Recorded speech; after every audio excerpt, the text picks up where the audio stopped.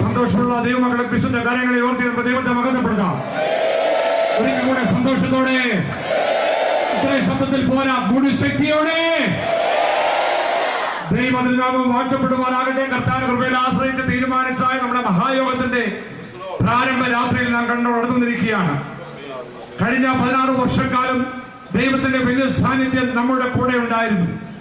ദൈവം നമ്മളെ അനുഗ്രഹിച്ച, ദൈവം നമ്മളെ വഴി നടത്തിയ അവന്റെ പരിപാലനങ്ങളെയും അവന്റെ ഉപകാരങ്ങളെയും അവന്റെ നന്മകളെ ഓർത്ത് ഇന്ന് രാത്രികാലം ദൈവത്തെ നമുക്കൊന്ന് മഹത്വപ്പെടുത്തിയാണ്.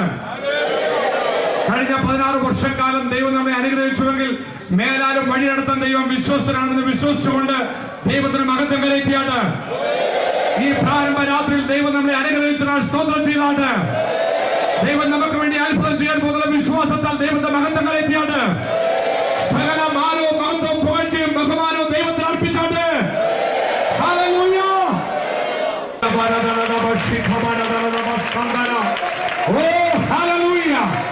ദൈവത്തിന്റെ വലിയ സാന്നിധ്യം ഇവിടെ ഉണ്ട്. അത് ആത്മാവിന്റെ ശരീരത്തിൽ അനുഭവിച്ചുകൊണ്ടിരിക്കുകയാണ്.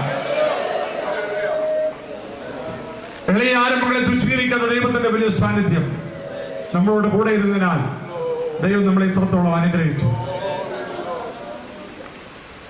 ഈ ബൈബിളെ ആരംഭിച്ച സമയം മുതൽ ഈ ദേശം കേന്ദ്രമാക്കിക്കൊണ്ട് കൺവെൻഷൻ ആരംഭിച്ചു. അന്ന് കൺവെൻഷന്റെ പന്തൽ ഇങ്ങനായിരുന്നു. ഇത്ര ഉള്ളായിരുന്നു ആകെ ഇരിക്കാനും ആളുകൾ. നോക്കിയേ, ഈ ഡോർ കണ്ടിട്ട് നമ്മൾ നോക്കിയേ, ഈ ഡോർ കർമ്മയിൽ നിന്നിയ ഡോർ, അതായിരുന്നു സ്റ്റേജ്. ആ ഭാഗത്തായിരുന്നു ചെറിയൊരു സ്റ്റേജ്. അവിടുന്ന് ഇങ്ങോട്ടായിരുന്നു ജനങ്ങൾ ഇരുന്നത്. ഈ ഗ്രൗണ്ടൊന്നും അത്ര ഇല്ലായിരുന്നു. ഗ്രൗണ്ടിന്റെ പകുതി പോലും ഇല്ലായിരുന്നു. ആദ്യത്തെ കൺവെൻഷന് എല്ലാം കൂടെ ഈ സ്റ്റേജിൽ ഇരിക്കുന്ന ആളുകളെ കാണത്തില്ല.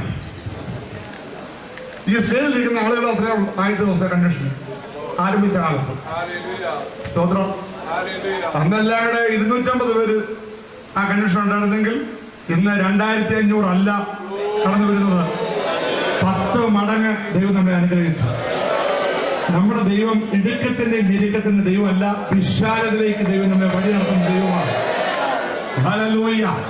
Praise the Lord. Praise the Lord. Praise the Lord. ദൈവത്തെ അറിയുന്ന ജനം ഉറച്ചു നിന്ന് വീര്യം പ്രവർത്തിക്കും. Praise the Lord. നമ്മുടെ ദൈവം വീര്യം പ്രവർത്തിക്കുന്നവനാണ്. എന്നാൽ ദൈവത്തെ അറിയുന്ന ജനവും, ദൈവദാസന്മാരല്ല പറഞ്ഞേക്കുന്നത്, ദൈവത്തെ അറിയുന്ന ജനം ഉറച്ചു നിന്ന് വീര്യം പ്രവർത്തിക്കും. ദൈവത്തിന്റെ ദാസനായ നെഹമ്യാവ് പറയുക, എന്നെ പോലെ ഒരുത്തൻ ഓടിപ്പോകുമോ? ഇല്ല. പ്രതികൂലങ്ങളുണ്ട്, പ്രതിസന്ധികളുണ്ട്, അതിന്റെ മധ്യത്തിലും ഓടിപ്പോകുന്നല്ല. ദൈവത്തിന്റെ ദാസന്മാരും ദൈവമക്കളും അവർ ഉറച്ചു നിന്ന് വീര്യം പ്രവർത്തിക്കുന്നവരാണ്. Second Chronicles 20:20 വായിക്കണ്ട. അവിടെ എഴുതിയിരിക്കുന്നത് എന്താണെന്ന് അറിയാമോ? യഹോവയിൽ വിശ്വസിക്കുന്ന ജനം ഉറച്ചു നിൽക്കും. അപ്പോൾ യഹോവയിൽ ആശ്രയിക്കുന്ന ജനത്തിന് മാത്രമേ ഉറച്ചു നിൽക്കാൻ കഴിയത്തുള്ളൂ. പേടിച്ചോടുന്നൊരു കൂട്ടരല്ല ദൈവമക്കൾ, പേടിച്ചോടുന്നൊരു കൂട്ടരല്ല ദൈവത്തിന്റെ ദാസന്മാർ. പ്രതികൂലം ഇല്ലെന്നല്ല, പ്രതിസന്ധി ഇല്ലെന്നല്ല, അതിന്റെ മധ്യത്തിലും ദൈവമക്കൾ, ദൈവത്തിന്റെ സഭ ഉറച്ചു നിന്ന് ദൈവത്തിന് വേണ്ടി ഈ ഭൂമിയിൽ വീരം പ്രവർത്തിക്കും. Praise the Lord. Hallelujah. ദീർഘമായി സംസാരിക്കാൻ വേണ്ടി ആഗ്രഹിക്കുന്ന ദൈവത്തിന്റെ വചനം ശുശ്രൂഷിക്കേണ്ടത് ആവശ്യമാണ്. വളരെ ദൂരെ നിന്ന് വളരെ ബന്ധപ്പെട്ട് വളരെ കഷ്ടപ്പെട്ട് യാത്ര ചെയ്ത ഒരു കർത്താദാസയുടെ കഥകളുണ്ട്. എല്ലാ ദിവസവും ആമുഖമായിട്ട് 5-10 മിനിറ്റ് എനിക്ക് സംസാരിക്കുന്ന എല്ലാ ദിവസവും സാവകാശം ഉള്ളതുകൊണ്ട് ഞാൻ ഇന്ന് മുഖവരയായിട്ട് അധികം കാര്യങ്ങൾ പറഞ്ഞ് ദീർഘിപ്പിക്കാൻ വേണ്ടി ആഗ്രഹിക്കുന്നില്ല. കാരണം പ്രാരംഭ രാത്രി ആയതുകൊണ്ട് അല്പം ലേറ്റ് ആയിട്ടാണ് നമ്മൾ ആരംഭിച്ചത്. പ്രിപ്പറേഷനും പല കാര്യങ്ങളും കണ്ടിരിക്കുന്നത് കൊണ്ട്, അതുകൊണ്ട് തുടർന്നുള്ള ദിവസങ്ങളിൽ ദൈവത്തിന് വരെ ശുശ്രൂഷിപ്പാൻ നമുക്ക് സാവകാശമുണ്ടല്ലോ. അനുഗ്രഹീതനായ ദൈവത്തിന്റെ ദാസന്മാർ നമ്മുടെ മധ്യത്തിൽ കടന്നു വരികയും ദൈവവചനത്തിന്റെ പ്രഘോഷണവും അനുഗ്രഹിക്കപ്പെട്ട ആരാധനയും ഇവിടെ നടക്കും. ഈ പ്രാരംഭ രാത്രിയിൽ കടന്നിരിക്കുന്നതായ ശ്രേഷ്ഠന്മാരായ എല്ലാ ദൈവദാസന്മാരെയും ഓർത്ത് ഞാൻ ദൈവത്തെ സ്തുതിക്കുന്നു. കർത്താദാസരുടെ ഓർപ്പിച്ചതുപോലെ ഈ കൺവെൻഷൻ ലോകപ്രസിദ്ധമായ ഒരു കൺവെൻഷനാണ്. അതിന് പല കാരണങ്ങളുണ്ട്. ലോകത്തിന്റെ വിവിധ രാജ്യങ്ങളുടെ കൺവെൻഷൻ പ്രമാണിച്ച് ജനങ്ങൾ അവധിയെടുത്ത് ഇവിടെ കടന്നു വന്ന് ഈ കൺവെൻഷൻ സംബന്ധിക്കാറുണ്ട്. അങ്ങനെയാണ് നമ്മുടെ ആഗ്രഹം. അത് ഇവിടെയുള്ള കൺവെൻഷൻ നടക്കുന്നതായ ഇവിടെയുള്ള ആളുകൾക്ക് മാത്രമല്ല പ്രയോജനം. ഇത് DVD കാസറ്റിലാക്കി ലോകമെമ്പാടും സൗജന്യമായിട്ട് കൊടുത്തുകൊണ്ടിരിക്കുകയാണ്. അത് കണ്ട് ജനങ്ങൾ 1000-10,000 അനുഗ്രഹവും വിടുതലും പ്രാപിക്കുന്നവർക്ക് ദൈവത്തെ ശ്രദ്ധിക്കുന്നു. അപ്പോൾ ഇവിടെ ഇരിക്കുന്ന ആളുകൾ നിങ്ങൾ എല്ലാവരും അമേരിക്കയിലും ലോകത്തിലുള്ള രാജ്യങ്ങളും നടത്തും. അപ്പൊ നോക്കുന്നതിനെ വിഷമിക്കരുത്. സഭാഭേദ്യമെന്നീ ഈ കാലഘട്ടത്തിൽ ദൈവത്തിന്റെ കരങ്ങളിൽ ദൈവം ശക്തമായി ഉപയോഗിക്കുന്നതായ ദൈവദാസന്മാരെ ഈ ചെറുപകളെ കൺവെൻഷന് വേണ്ടി ക്ഷണിക്കുന്നത് നമ്മുടെ പ്രത്യേകതയാണ്. അത് ചർച്ചകോടോ അസുഖോടോ IPC ഷാരോൺ ഡസൻ മാറ്റർ ആര് തന്നെ ആയാലും ദൈവത്തിന്റെ കരങ്ങളിൽ ദൈവം ഉപയോഗിക്കുന്ന കർത്തദാസന്മാർ ഈ ദേശത്ത് കടന്നു വന്ന് കഴിഞ്ഞ കാലങ്ങളിൽ ദൈവത്തിന് വരും സൂക്ഷ്മം നമ്മുടെ ജീവിതത്തിന് അനുഗ്രഹവും വിടുതലും ആശ്വാസമായിരുന്നുണ്ട്. ഇന്ന് രാത്രികാലം നമ്മുടെ മതത്തെ ദൈവത്തിന് ശുശ്രൂഷിക്കാൻ വേണ്ടി കടന്നു വരിക ദൈവം അയച്ചിരിക്കുന്നത് പാസ്റ്റർ KJ തോമസ് അവരുകളാണ്. കർത്തദാസൻ കുമിളി സ്വദേശിയാണ്. കഴിഞ്ഞ വർഷം തൃക്കണ്ണമംഗൽ സമീപ പ്രദേശമായ തൃക്കണ്ണമംഗൽ നടന്നതായ ഒരു മഹായോഗത്തിൽ കടന്നുപോയി ഒരു മീറ്റിംഗിൽ സംബന്ധിപ്പാൻ ഇടയായി തീർന്നു. വന്ന രാത്രികാലം ദൈവം ശുശ്രൂഷിച്ചത് ഈ കർത്താവിന്റെ ദാസനാണ്. അദ്ദേഹത്തിന്റെ ശുശ്രൂഷ അവിടെയുള്ള ജനങ്ങൾക്കും എനിക്കും അനുഗ്രഹവും ആശ്വാസവും സന്തോഷവുമായിരുന്നു. അങ്ങനെ അതുകൊണ്ട് ഇവിടെ നടക്കുന്നതായ കൺവെൻഷനിലേക്ക് ഒരു വർഷം മുമ്പേ അദ്ദേഹത്തെ ഞാൻ ക്ഷണിച്ചു. ക്ഷണം സ്വീകരിച്ച് തക്ക സമയത്ത് കടന്നു കർത്താദാസുകളായ പ്രത്യേകമായ നന്ദി വന്ദനം അറിയിക്കുകയാണ്. ഈ പ്രഥമ രാത്രിയിൽ ദൈവത്തിന്റെ വചനം ശുശ്രൂഷിക്കുമ്പോൾ നമ്മൾ ആരും മൗനമായി നമുക്കൊരു ചെറിയൊരു ചിന്താഗതിയുണ്ട്. മീറ്റിംഗ് ചൂടായി വരണം. ഇവിടെ അങ്ങനെ ചൂടാവുന്നവരില്ല. ഇവിടെ ആദ്യമേ ചൂടാ. യോഗം തുറന്നതിന് മുമ്പേ ഞാൻ ചൂടായിരിക്കുന്നുണ്ട്.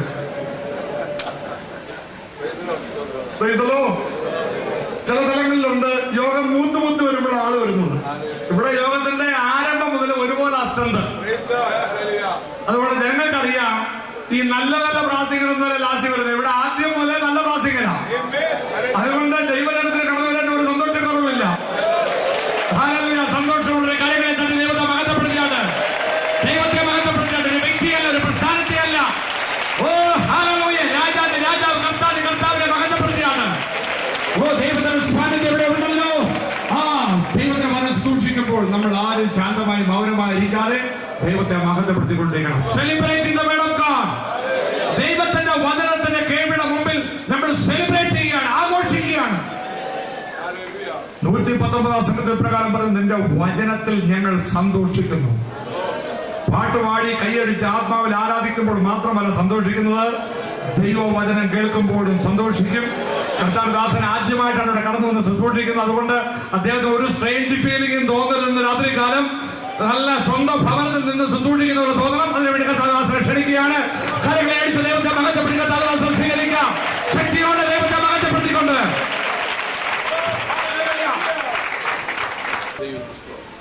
ദൈവനാമം വാഴ്ത്തപ്പെടുമാറാകട്ടെ. അനുഗ്രഹീതമായ ഈ നല്ല രാത്രിക്കായി ഞാൻ ദൈവത്തിന് സ്തോത്രം ചെയ്യുന്നു. ഇന്ന് രാത്രി ഈ യോഗത്തിന്റെ അധ്യക്ഷനായിരിക്കുന്ന ബഹുമാന്യനായ കർത്താവിന്റെ ദാസൻ, ഈ സെന്ററിന് ചുമതല കൊടുക്കുന്ന ക്രിസ്തുവിൽ പ്രസിദ്ധനായ അനുഗ്രഹീതനായ കർത്താവിന്റെ ദാസൻ റവറൻഡ് ഡോക്ടർ ജോൺസൺ ഡാനിയേൽ അവർ, മറ്റു ഇവിടെ സന്നിഹിതരായിരിക്കുന്ന ആദരണീയരായ ബഹുമാന്യരായ കർത്താവിന്റെ ദാസന്മാർ, അങ്ങനെ പറഞ്ഞാൽ പോരാ, പ്രായം കൊണ്ടും പക്വത കൊണ്ടും ശുശ്രൂഷ പരിചയം കൊണ്ടും എന്നെക്കാൾ എന്തുകൊണ്ടും അതിശ്രേഷ്ഠന്മാരായ കർത്തൃദാസന്മാരുടെ ഒരു നീണ്ട നിര. 34 വയസ്സ് എനിക്കുണ്ട്. ഞാൻ ജനിക്കുന്നതിന് മുൻപേ കർത്താവിന്റെ മഹത്വകരമായ ശുശ്രൂഷയിൽ വളരെ അഹോരാത്രം അധ്വാനിക്കുന്ന എൻ്റെ ബഹുമാന്യരായ കർത്താവിന്റെ ദാസന്മാർ, അവരുടെ മുമ്പിൽ ഞാൻ ദൈവവചനവുമായി നിൽക്കുമ്പോൾ വളരെ ഭയത്തോടുകൂടിയാണ് ഞാൻ നിൽക്കുന്നത്. ഇതൊന്നും മാനുഷികമായ ഒരു കഴിവല്ല, ദൈവം തമ്പുരാൻ എന്നോട് കാണിച്ചൊരു കരുണയെന്നോർത്ത് ഞാൻ ദൈവത്തിന് സ്തോത്രം ചെയ്യുന്നു. ബഹുമാന്യനായ കർത്താവിന്റെ ദാസൻ ഈ മഹായോഗത്തിൽ ഇങ്ങനെ ഒരു ശുശ്രൂഷയ്ക്ക് എനിക്ക് അവസരം ഒരുക്കി തന്നു. കർത്താവിന്റെ വിലയേറിയ ദാസനോട് യേശു കർത്താവിന്റെ നാമത്തിൽ എൻ്റെ അദ്ഭുതമായ നന്ദി ഞാൻ പ്രാരംഭത്തിൽ രേഖപ്പെടുത്തുന്നു. ഇന്ന് രാത്രി ശ്രുതിമധുരങ്ങളായ ആത്മീക ഗീതങ്ങൾ നമുക്ക് വേണ്ടി ആലപിക്കുന്ന ശാലയം വോയിസ് പത്തനാപുരം അനുഗ്രഹിക്കപ്പെട്ട കർത്തൃദാസന്മാർക്കായി ദൈവത്തെ സ്തുതിക്കുന്നു. ലോകത്തിന്റെ വിവിധ ഭാഗങ്ങളിൽ നിന്ന് ഈ മഹായോഗങ്ങളിൽ വന്ന് സംബന്ധിക്കുന്ന ബഹുമാന്യരായ കർത്തൃദാസന്മാർ, ശ്രോതാക്കൾ, ദൂരത്തും ചാരത്തും വീടുകളിലും വീഥികളിലും വഴിയോരങ്ങളിലും ഒക്കെയായി ഈ ഉച്ചഭാഷിണിയുടെ ശബ്ദവീജിയിൽ എന്നെ ശ്രവിക്കുന്ന ബഹുമാന്യരായ ശ്രോതാക്കൾ, മാതാപിതാക്കൾ, സഹോദരന്മാർ, കുഞ്ഞുങ്ങൾ, എല്ലാവർക്കും യേശു കർത്താവിന്റെ നാമത്തിൽ എന്റെ സ്നേഹവന്ദനം അറിയിക്കുന്നു. സന്തോഷത്തോടെ കരമുയർത്തി ദൈവത്തെ സ്തുതിക്കാം. ഞാന് എവിടെ ചെന്നാലും ഒരു കുഴപ്പം ഉണ്ടാകാറുണ്ട്. അത് മറ്റൊന്നുമല്ല, ഇത്തിരിയില്ലാത്ത എന്നിൽ നിന്ന് ഒത്തിരി എന്ത് കേൾക്കാനാണ് എന്ന് എൻ്റെ ശ്രോതാക്കൾക്ക് സ്വാഭാവികമായി ഒരു ചിന്ത ഉണ്ടാകുക പതിവാണ്. പക്ഷെ അതിനൊന്നും നിങ്ങൾ നിരാശപ്പെടേണ്ട. നമ്മുടെ പ്രിയ കർത്താവ് ഈ ഭൂമിയിലായിരുന്ന സമയത്ത് 5 അപ്പോൾ 2 മീനും കൊണ്ട് 5000 പേരെ പോഷിപ്പിച്ച് 12 കൊട്ട മിച്ചം പിടിച്ചു. ആ 12 കൊട്ട മിച്ചം വന്നതും 5000 പേര് തിന്ന് തൃപ്തരായതും ബാലൻ കൊണ്ടുവന്ന അപ്പത്തിന്റെ മീന്റെയും വലിപ്പം കൊണ്ടല്ല, ദൈവപുത്രൻ തന്റെ കരങ്ങളിലെടുത്ത് വാഴ്ത്തിയത് കൊണ്ട്. ഇന്ന് രാത്രി പ്രസംഗകരാരുമാകട്ടെ, അവരെ ഉപയോഗിക്കുന്നത് സർവശക്തനായ ദൈവമാണ്. വിശ്വസിക്കുന്നവർക്ക് വേണ്ടി വ്യാപരിക്കുന്ന ദൈവശക്തിയുടെ അളവറ്റ വ്യാപാരം ഇന്ന് രാത്രി ഇവിടെ തിരിച്ചറിയുന്ന എത്ര ദൈവത്തിലുണ്ട്. അവർക്കായി ദൈവത്തെ സ്തുതിക്കുക. ദൈവത്തെ നന്ദി. ഞാൻ പലപ്പോഴും പറയാറുണ്ട്, സുവിശേഷ യോഗത്തിൽ വരുമ്പോ വളരെ സന്തോഷത്തോടെ വേണം ദൈവമക്കൾ ദൈവസന്നിധിയിലിരിക്കുക. എന്താ കാരണം? നമ്മെ നാമാക്കി മാറ്റിയത് ഈ ദൈവത്തിന്റെ വചനമാണ്. ഈ ദൈവത്തിന്റെ വചനമില്ലായിരുന്നെങ്കിൽ ഈ ലോകത്തിന്റെ ഗതി എന്താകുമായിരുന്നു?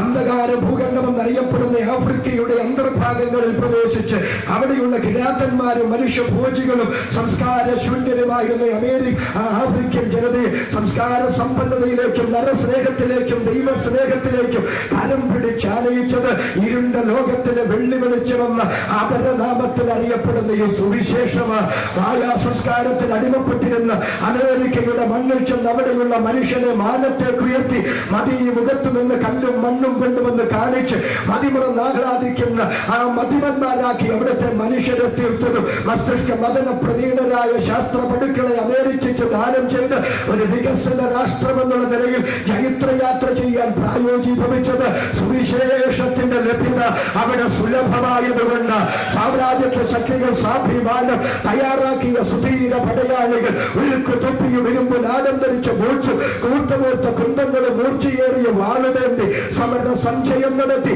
ആയിരക്കണക്കിന് 10000കണക്കിന് നിരപരാധികളുടെ രക്തം വിപ്ലവത്തിന് വേണ്ടി ഒഴുക്കിയ യൂറോപ്പിന്റെ തെരുവിനെ മാറ്റിമറിച്ചത് എന്റെ ദൈവത്തിന്റെ വചനമാണ്. നാം അധിവസിക്കുന്ന ഏഷ്യ ഭൂഖണ്ഡത്തിന് ചരിത്രകാരന്മാർ രോമന പേർ കൊടുത്തിട്ടുണ്ട്. അത് പാവപ്പെട്ടവന്റെ കുടിയെടുപ്പ് മേഖലയെന്ന പാവപ്പെട്ടവന്റെ കുടിയെടുപ്പ് മേഖലയായ ഏഷ്യ ഭൂഖണ്ഡം അനുഗ്രഹിക്കപ്പെട്ടത് സുവിശേഷം ഇവിടെ വന്നതുകൊണ്ട്.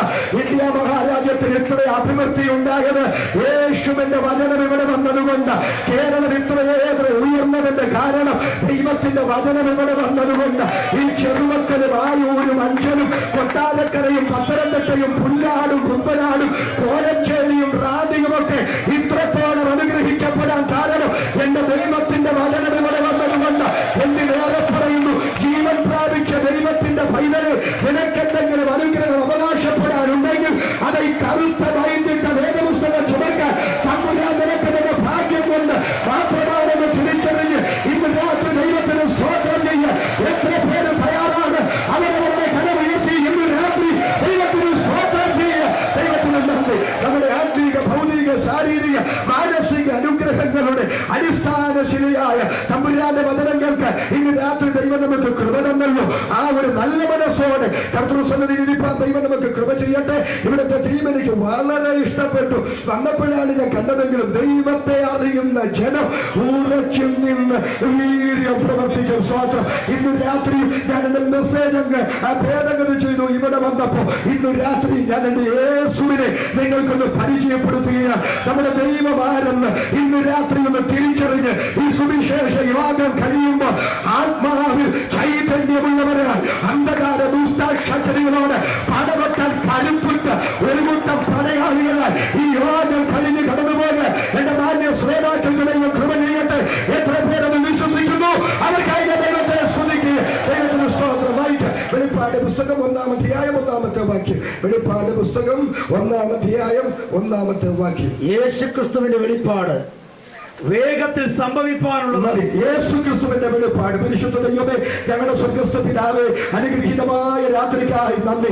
ഈ സുവിശേഷ യോഗത്തിന്റെ പ്രഥമ രാത്രി ഞങ്ങൾക്ക് അങ്ങയുടെ സന്നിധിയോട് അടുത്തു വരുവാൻ ഇടവരുത്തിയത് കൊണ്ട് നന്ദി. ഈ യോഗങ്ങൾക്ക് വിരോധമായി ഒത്തിരി തടസ്സങ്ങൾ ഉണ്ടായിരുന്നിട്ടും ഇത് ദൈവത്തിന്റെ തിരുഹിതമായിരുന്നത് കൊണ്ട് അനുകൂല സാഹചര്യങ്ങൾ ദൈവം ഞങ്ങൾക്ക് ഒരുക്കി തന്ന് ആയുസ് തന്ന് ആരോഗ്യം തന്ന് അവസരങ്ങൾ തന്ന് ഞങ്ങളെ കൂട്ടിക്കൊണ്ട് വന്നതുകൊണ്ട് നന്ദി. വചനത്തിന്റെ വാതിലുകൾ ഇന്ന് രാത്രി ദൈവാത്മാവ് ഞങ്ങൾക്ക് വേണ്ടി തുറക്കണമേ. ഞങ്ങൾക്കറിയാം എവിടെയൊക്കെ അങ്ങയുടെ വചനം പ്രസംഗിക്കുന്നു അവിടെയെല്ലാം അസൂയയോടെ അതിനെതിരെ നിൽക്കുന്ന ഇരുളിന്റെ ശക്തികളുണ്ട്. നന്മയ്ക്കെതിരെ നിൽക്കുന്ന തിന്മയുടെ ശക്തികൾ, വെളിച്ചത്തിനെതിരെ വ്യാപരിക്കുന്ന ഇരുളിന്റെ അധികാരങ്ങൾ, സത്യത്തിനെതിരെ വ്യാപരിക്കുന്ന അസത്യത്തിന്റെ പോർമണ്ഡലങ്ങൾ ഇന്ന് രാത്രി യേശുവിന്റെ നാമത്തിൽ വീട്ടുമാറുവാൻ ഞങ്ങൾ കൽപ്പിക്കുന്നു. യേശു കർത്താവിന്റെ നാമത്തിന്റെ ശക്തി, വചനത്തിന്റെ അധികാരം ഇന്ന് രാത്രി എന്റെ ദൈവം ഇതിനകത്ത് വെളിപ്പെടുത്തുന്നതിനാൽ ഞങ്ങൾ ദൈവത്തെ സ്തുതിക്കുക. മഹത്വമേ കൽപ്പിക്കുന്നു യേശുവിൻ നാമത്തിൽ തന്നെ. ആമേൻ, ആമേൻ. ഒരിക്കൽ കൂടി ദൈവത്തെ സ്തുതിക്കുക. യേശു ക്രിസ്തുവിന്റെ വെളിപ്പാട് പുസ്തകത്തിൽ ഒരു ചെറിയ മുഖമുര പറഞ്ഞ് ഞാൻ ആ ഭാഗത്തേക്ക് കടന്നു വരാം. ദൈവത്തിന് സ്തോത്രം. നമ്മുടെ കർത്താവായ യേശു ക്രിസ്തു മർക്കോസിന്റെ മാളിക മുറിയിൽ തന്റെ ആത്മാവിനെ പകർന്നുകൊണ്ട് പ്രോദ്ഘാടനം ചെയ്ത ക്രൈസ്തവ മഹാപ്രസ്ഥാനം ആരംഭ നാളുകളിൽ പിച്ചവെച്ച് നടന്ന് കയറിയത് അനുകൂല സാഹചര്യങ്ങളിലല്ല. അന്ധകാര ദുഷ്ടാശക്തികൾ അതിന്റെ വളർച്ചയ്ക്ക് വിരോധമായി എന്തെല്ലാം തടസ്സങ്ങൾ സൃഷ്ടിക്കാൻ കഴിയുമോ അത് മുഴുവൻ സൃഷ്ടിച്ചു. പക്ഷെ അവനുണ്ടാക്കിയ സകല തടസ്സങ്ങളുടെയും മതിലുകളെ തകർത്തുകൊണ്ട് ദൈവത്തിന്റെ സഭ അനുസ്യൂതം ഇവിടെ പടർന്നു പന്തലിച്ചു. അതിൽ അസൂയ പൂണ്ട അന്ധകാരത്തിന്റെ ശക്തികൾ ആ യഹൂദേതര മതങ്ങളെയും റോമൻ ചക്രവർത്തിമാരെയും അവരുടെ ആയുധങ്ങളായി ഉപയോഗിച്ച് ക്രൈസ്തവ മാർഗത്തിന് അറുതി വരുത്താൻ ആവോളം അധ്വാനിച്ചു. ദൈവത്തിന് സ്തോത്രം. അതിന്റെ പല കാരണങ്ങളുണ്ട്. അതിലൊരു കാരണമാണ് അന്ന് റോമൻ ചക്രവർത്തിമാർ അറിയപ്പെട്ട പേരാണ് കൈസർ. കൈസർ എന്ന പദം കുരിയോസ് എന്ന ധാതുവിൽ നിന്ന് വന്നതാണ്. കുരിയോസ് എന്ന പദത്തിന്റെ അർത്ഥം ഇതാണ്, Kaiser or Lord or God എന്ന ലോർഡ് ഓർ ഗോഡ്, ദൈവം അതായത് കർത്താവ്.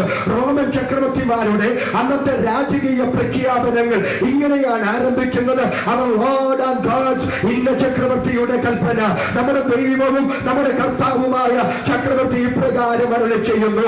റോമൻ സാമ്രാജ്യത്തെ ഏതൊരു പ്രജയും ചക്രവർത്തിയെ അഭിസംബോധന ചെയ്യേണ്ടത് എന്റെ ദൈവമേ, എന്റെ കർത്താവേ എന്ന് വിളിച്ചുകൊണ്ടായിരിക്കണം. അപ്പൊ റോമൻ ചക്രവർത്തി സ്വയം ദൈവമായി, റോമൻ ചക്രവർത്തി സ്വയം കർത്താവായി, റോമൻ ചക്രവർത്തിയെ മാത്രമേ ദൈവമെന്ന് വിളിക്കാവൂ, കർത്താവെന്ന് വിളിക്കാവൂ എന്ന് റോമൻ സാമ്രാജ്യത്തിൽ നിലവിൽ വന്നു. ആ സാമൂഹിക പശ്ചാത്തലത്തിൽ കർത്താവിന്റെ ദാസനായ പൗലോസ് ദൈവസഭയ്ക്ക് എഴുതി. എന്താണ് എഴുതിയത്? വളരെ വേഗത്തിൽ വായിച്ചു വിട്ടോളൂ.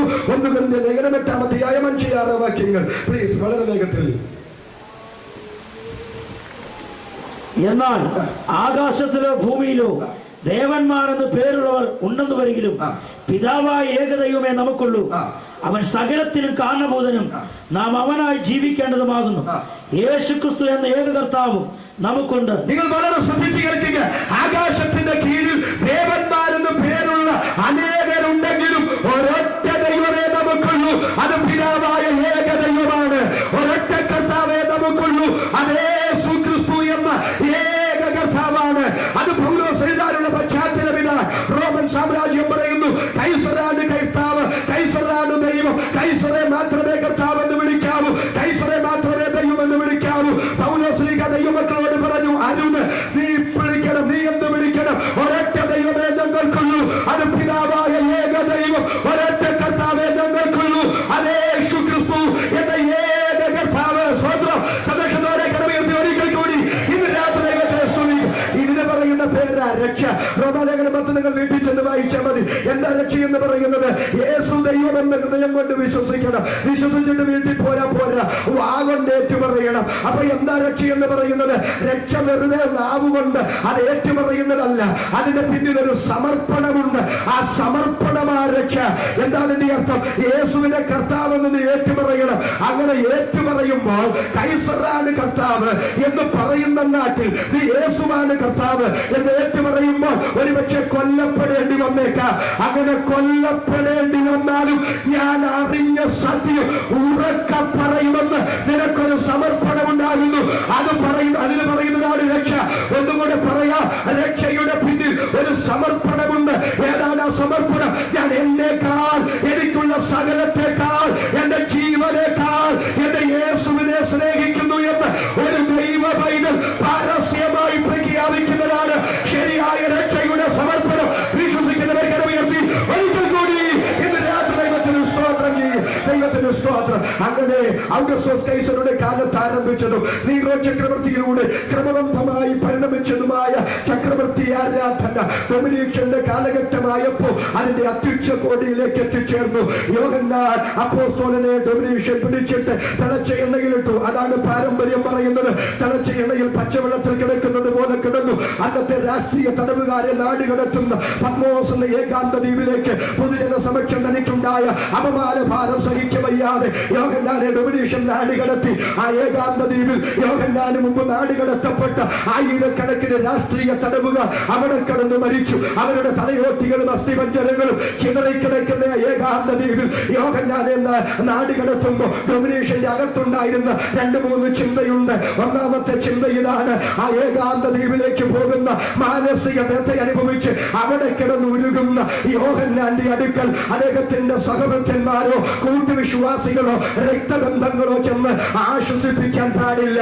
ആ ഏകാന്ത ദ്വീപിൽ സ്വന്തം സഹോദരങ്ങൾ വരാതെ, രക്തബന്ധങ്ങൾ വരാതെ, കൂട്ടുവിശ്വാസികൾ കടന്നു വരാതെ, സഹശുശ്രൂഷകന്മാർ കടന്നു വരാതെ അവരെ മുഴുവൻ തടയാൻ ഡൊമിനിഷ്യനെ കൊണ്ടും അവന്റെ അധികാരത്തെ കൊണ്ടും കഴിയും. പക്ഷെ ഒരു കാര്യം ഞാൻ പറയട്ടെ, അവിടെ യോഹന്നാനെ ആശ്വസിപ്പിക്കാൻ ഒരു മനുഷ്യ കുഞ്ഞു പോലും ചെന്നില്ല. എന്നാൽ അവനെ ശുശ്രൂഷയ്ക്ക് വിളിച്ച എന്റെ ദൈവം സ്വർഗം ചായിച്ച് അവന്റെ അടുക്കൽ ഇറങ്ങി വന്നു. ഇന്ന് രാത്രി ഞാൻ വിളിച്ചു പറയട്ടെ, ഡൊമിനിഷ്യ, കർത്താവിന്റെ ദാസന്റെ പ്രതിസന്ധിയുടെ നടുവിൽ മാനുഷിക തലത്തിന്റെ സഹായത്തെ തടയാൻ നിന്നെ കൊണ്ട് കഴിയും. പക്ഷെ സ്വർഗം തന്റെ ദാസന് വേണ്ടി കാലം ചലിപ്പിച്ച അതിനെ തടയാൻ ഇവിടെ ഒരു അധികാരമില്ല. എത്ര പേരെന്ന് രാത്രി വിശ്വസിക്കുന്നു? അവർക്കായി ദൈവത്തിന് സ്തോത്രം ചെയ്യുന്നു. നിന്റെ പ്രതിസന്ധിയുടെ നടുവിൽ, നിന്റെ വേദനയുടെ നടുവിൽ, നിന്റെ കഷ്ടതയുടെ നടുവിൽ മുഴു ലോകവും മാറി നിൽക്കട്ടെ. എല്ലാവരും നിന്നെ ഒറ്റപ്പെടുത്തട്ടെ. എന്നാൽ പ്രതിസന്ധിയുടെ നടുവിൽ ഇറങ്ങി വന്ന് മഹാവീരനെ പോലെ അത്ഭുതം ചെയ്യുന്ന ഒരു ദൈവമുണ്ട്. എത്ര പേരത് വിശ്വസിക്കുന്നു? വിശ്വസിക്കുന്നവർക്കായി ഞാൻ ദൈവത്തെ സ്തുതിക്കുക. പരിശുദ്ധയാത്മാവ് ഇന്ന് രാത്രി ശക്തമായി എന്നോട് ദൂതനെ വിടുകയാണ്. 276 പേരുമായി ഒരു കപ്പൽ റോമിലേക്ക് കടന്നു പോകുന്നു. വീശിയടിക്കുന്ന കാറ്റ്, പള്ളി കയറുന്ന തിര, മുങ്ങിക്കൊണ്ടിരിക്കുന്ന കപ്പൽ, അലറിക്കറിയുന്ന 275 പേർ. 14 പകലായി അവർ സൂര്യനെ കണ്ടിട്ടില്ല. 14 രാത്രിയായി ചന്ദ്രനെ, നക്ഷത്രങ്ങളെ കണ്ടിട്ടില്ല. എല്ലാവരും പ്രാണഭയത്തിൽ അലറി വിളിക്കുമ്പോൾ പൗലോസ്ലീഹ പറയുന്നു, എന്റെ ഉദയവനും ഞാൻ സേവിച്ചു നിൽക്കുന്നവരുമായ ദൈവം കഴിഞ്ഞ രാത്രി എന്റെ അടുക്കൽ ഇറങ്ങി വന്നു. തള്ളിക്കയറുന്ന തിരയുടെ നടുവിൽ, വീശിയടിക്കുന്ന കാറ്റിന്റെ നടുവിൽ സകല പ്രതീക്ഷയും അസ്തമിച്ചു എന്ന് ചിന്തിക്കുന്ന ആ നിർണായക ഘട്ടത്തിൽ നിന്റെ അടുക്കൽ ഇറങ്ങി വരുന്ന ഒരു ദൈവം, നിന്നെ വിടുവിക്കുന്ന ഒരു ദൈവം, നിന്നെ ഉദ്ധരിക്കുന്ന ഒരു ദൈവം. എത്ര പേര് വിശ്വസിക്കുന്നു? അവർക്കായി ഇന്ന് രാത്രി ഞാൻ ദൈവത്തെ സ്തുതിക്കുക. ദൈവത്തിന് നന്ദിയോടെ സ്തോത്രം, ദൈവത്തിന് സ്തോത്രം. യഹൂദന്മാരെ പേടിച്ച് ശിഷ്യന്മാര് ആ വാതിൽ അടച്ചിരിക്കെ അവരുടെ പ്രതിസന്ധിയുടെ നടുവിൽ വാതില് തുറന്നില്ല കേട്ടോ, ജനല് പൊളിച്ചില്ല കേട്ടോ. വാതില് തുറക്കാതെ, ജനല് പൊളിക്കാതെ അവരുടെ അടുക്കൽ, അവരുടെ നടുവിൽ എന്റെ രക്ഷകൻ ഇറങ്ങി വന്നു. അവരോട് പറയുന്നു, നിങ്ങൾക്ക് സമാധാനം, ഭയപ്പെടണ്ട. ഇന്ന് രാത്രി മുഴുവൻ സാഹചര്യവും ശത്രു കൊട്ടി അടയ്ക്കട്ടെ. അതിന്റെ നടുവിലും ഇന്ന് രാത്രി നിനക്ക് വേണ്ടി ഇറങ്ങി വന്നൊരു അത്ഭുതം ചെയ്യാൻ എന്റെ ദൈവം വിശ്വസനെന്ന് എത്ര പേര് വിശ്വസിക്കുന്നു?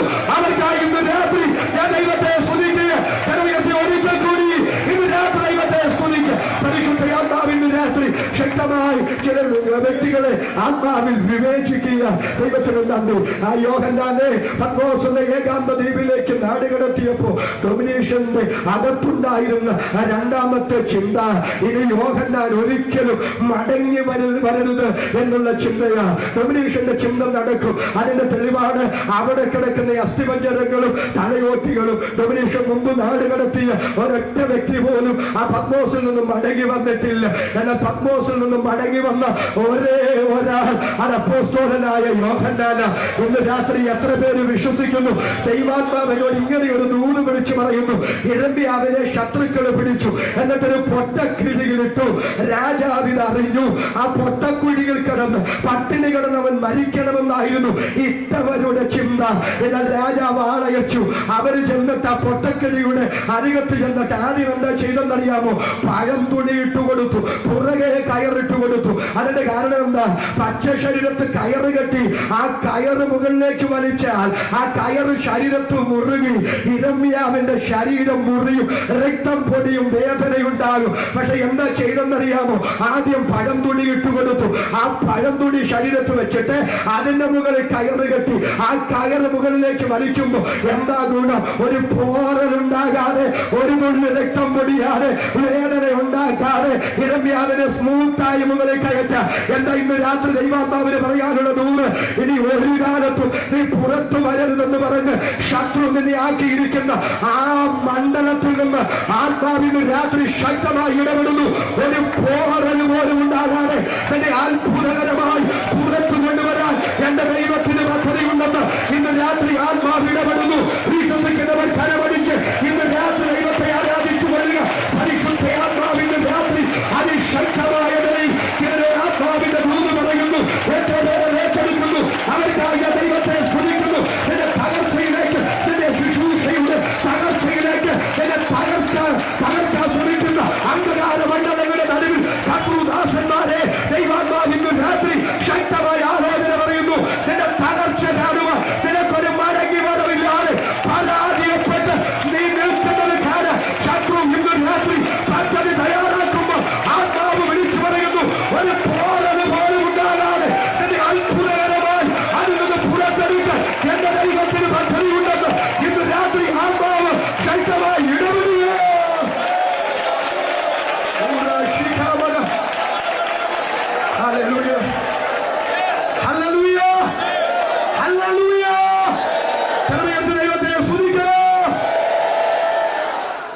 അടുത്ത തിരുവനന്തപുരത്തിന്റെ ചിന്ത യോഹന്നാൻ അവിടെ കിടന്ന് മരിക്കണമെന്നായിരുന്നു.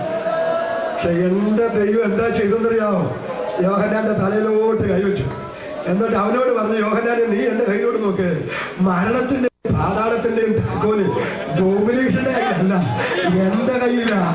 നീ മരിക്കണോ വേണ്ടിയോ എന്ന് തീരുമാനിക്കുന്നത് അവനല്ല, ഞാനാ തീരുമാനിക്കുന്നത്. ഇന്ന് രാത്രി ഏതെങ്കിലും മരണശക്തി നിനക്കെതിരെ ഇന്ന് രാത്രി നിൽപ്പുണ്ടെങ്കിൽ യേശുവിന്റെ നാമത്തിൽ ആ ദുഷ്ടശക്തികളെ ഇന്ന് രാത്രി ഞങ്ങൾ ഒരുമിച്ച് ജയമെടുക്കുന്നു. എത്ര പേരൊന്ന് വിശ്വസിക്കുന്നു? അവർക്കായി ഇന്ന് രാത്രി ഞാൻ ദൈവത്തെ സ്തുതിക്കാം.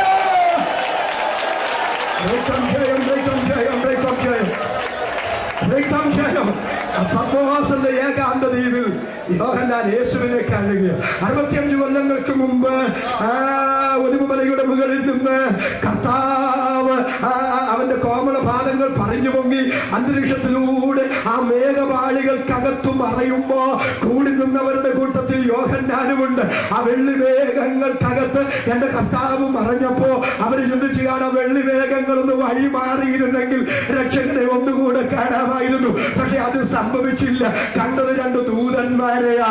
അതിനുശേഷം 65 കൊല്ലങ്ങൾക്ക് ശേഷം ഇതാ യോഹന്നാൻ പത്മോസിൽ എന്റെ കർത്താവിനെ കാണുകയും അന്ന് കണ്ടതുപോലല്ല ഇന്ന് കാണുന്നത്. വിശദീകരിക്കാൻ എനിക്ക് സമയമില്ല. പ്രഭാതത്തിൽ കിഴക്കൻ ചക്രവാളത്തിൽ ഉദിച്ചുയരുന്ന കതിരവന്റെ കിരണങ്ങൾ ഹിമാലയ പർവ്വതങ്ങളിലെ ഹിമസാനുക്കളിൽ പതിക്കുമ്പോൾ ആ ഹിമത്തിന് എത്ര വെണ്മയാണോ അതുപോലെ തൂവെള്ളയ കർത്താവിന്റെ തലമുടി. ദൈവത്തിന് സ്തോത്രം. നട്ടുച്ചയ്ക്ക് ആകാശത്ത് കത്തിപ്പടരുന്ന കതിരവനെ പോലെ കർത്താവിന്റെ മുഖം ആ അഗ്നിജ്വാല സദൃശ്യമാണ്. അവന്റെ നയന ദ്വയങ്ങൾ. ദൈവത്തിന് സ്തോത്രം. ആണിപ്പാടേറ്റ പാണി ദ്വയങ്ങളിൽ ഒന്നിൽ എന്റെ കർത്താവ് 7 നക്ഷത്രങ്ങൾ വഹിച്ചിട്ടുണ്ട്. കുന്തപ്രയോഗം ഏറ്റുണ്ടായ മുറിവ് ഭൂഷണമായി വിരാജിക്കുന്ന തിരുമാറിൽ എന്റെ കർത്താവ് പൊങ്കച്ച കെട്ടിയിരിക്കുക. അവൻ ഉലാവുന്നത് ആ തങ്ക വിളക്കുകളുടെ നടുവിലാണ്. അവന്റെ കാലോ ഉലയിൽ ചുറ്റുവഴിപ്പിച്ച വെള്ളോട്ടിന് സദൃശമാണ്. ആ തേജസ്കരിക്കപ്പെട്ട ദൈവപുത്രൻ യോഹന്നാനോട് പറഞ്ഞു, ഭയപ്പെടേണ്ട. സ്വതന്ത്ര കരയൊരിക്കൽ കൂടി ഇന്ന് രാത്രി അവിടെ ഞാൻ വിശദീകരിക്കാൻ ആഗ്രഹിക്കുന്നില്ല.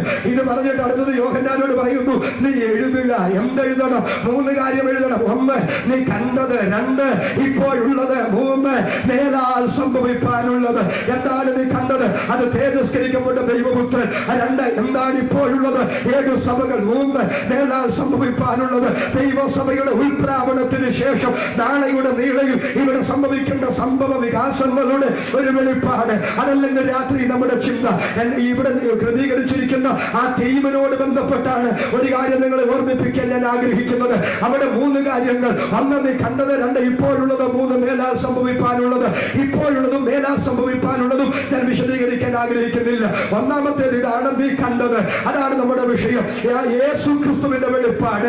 വെളിപ്പാട് എന്നതിന് പ്രയോഗിച്ചിരിക്കുന്ന പദം അപ്പോക്കലിപ്സിസ് എന്ന പദമാണ്. അതിന്റെ അർത്ഥം മറച്ചു വെച്ചിരിക്കുന്ന ഒരു കാര്യം മറനീക്കി വെളിപ്പെടുത്തുക എന്നുള്ളത്. ഞങ്ങൾ ദൈവദാസന്മാർ ഇവിടെ ഇരിക്കുന്നു, ഞാനിവിടെ പ്രസംഗിക്കുന്നു. ഈ സ്റ്റേജ് ഒരു കർട്ടൻ കൊണ്ട് മറച്ചാൽ നിങ്ങൾക്കൊന്നും കാണാൻ പറ്റുകയില്ല. അപ്പൊ കർട്ടൻ മാറ്റി കാര്യങ്ങൾ നിങ്ങൾക്ക് വ്യക്തമായി കാണാൻ കഴിയുന്നു. അതേ പദം തന്നെയാണ് ഉപയോഗിച്ചിരിക്കുന്നത്. ഒന്നുകൂടെ പറഞ്ഞാൽ കാലത്തിന്റെ കർട്ടൻ മാറ്റി ത്രികാലവേദിയും കാലത്രയങ്ങൾ കയ്യിലുള്ളവനുമായ ദൈവം നാളെയുടെ വേളയിൽ ഇവിടെ സംഭവിക്കാൻ പോകുന്ന കാര്യങ്ങളെ തന്റെ ദാസനായ യോഹന്നാന് വെളിപ്പെടുത്തി. അതിന് പറയുന്ന പേരാണ് വെളിപ്പാട്.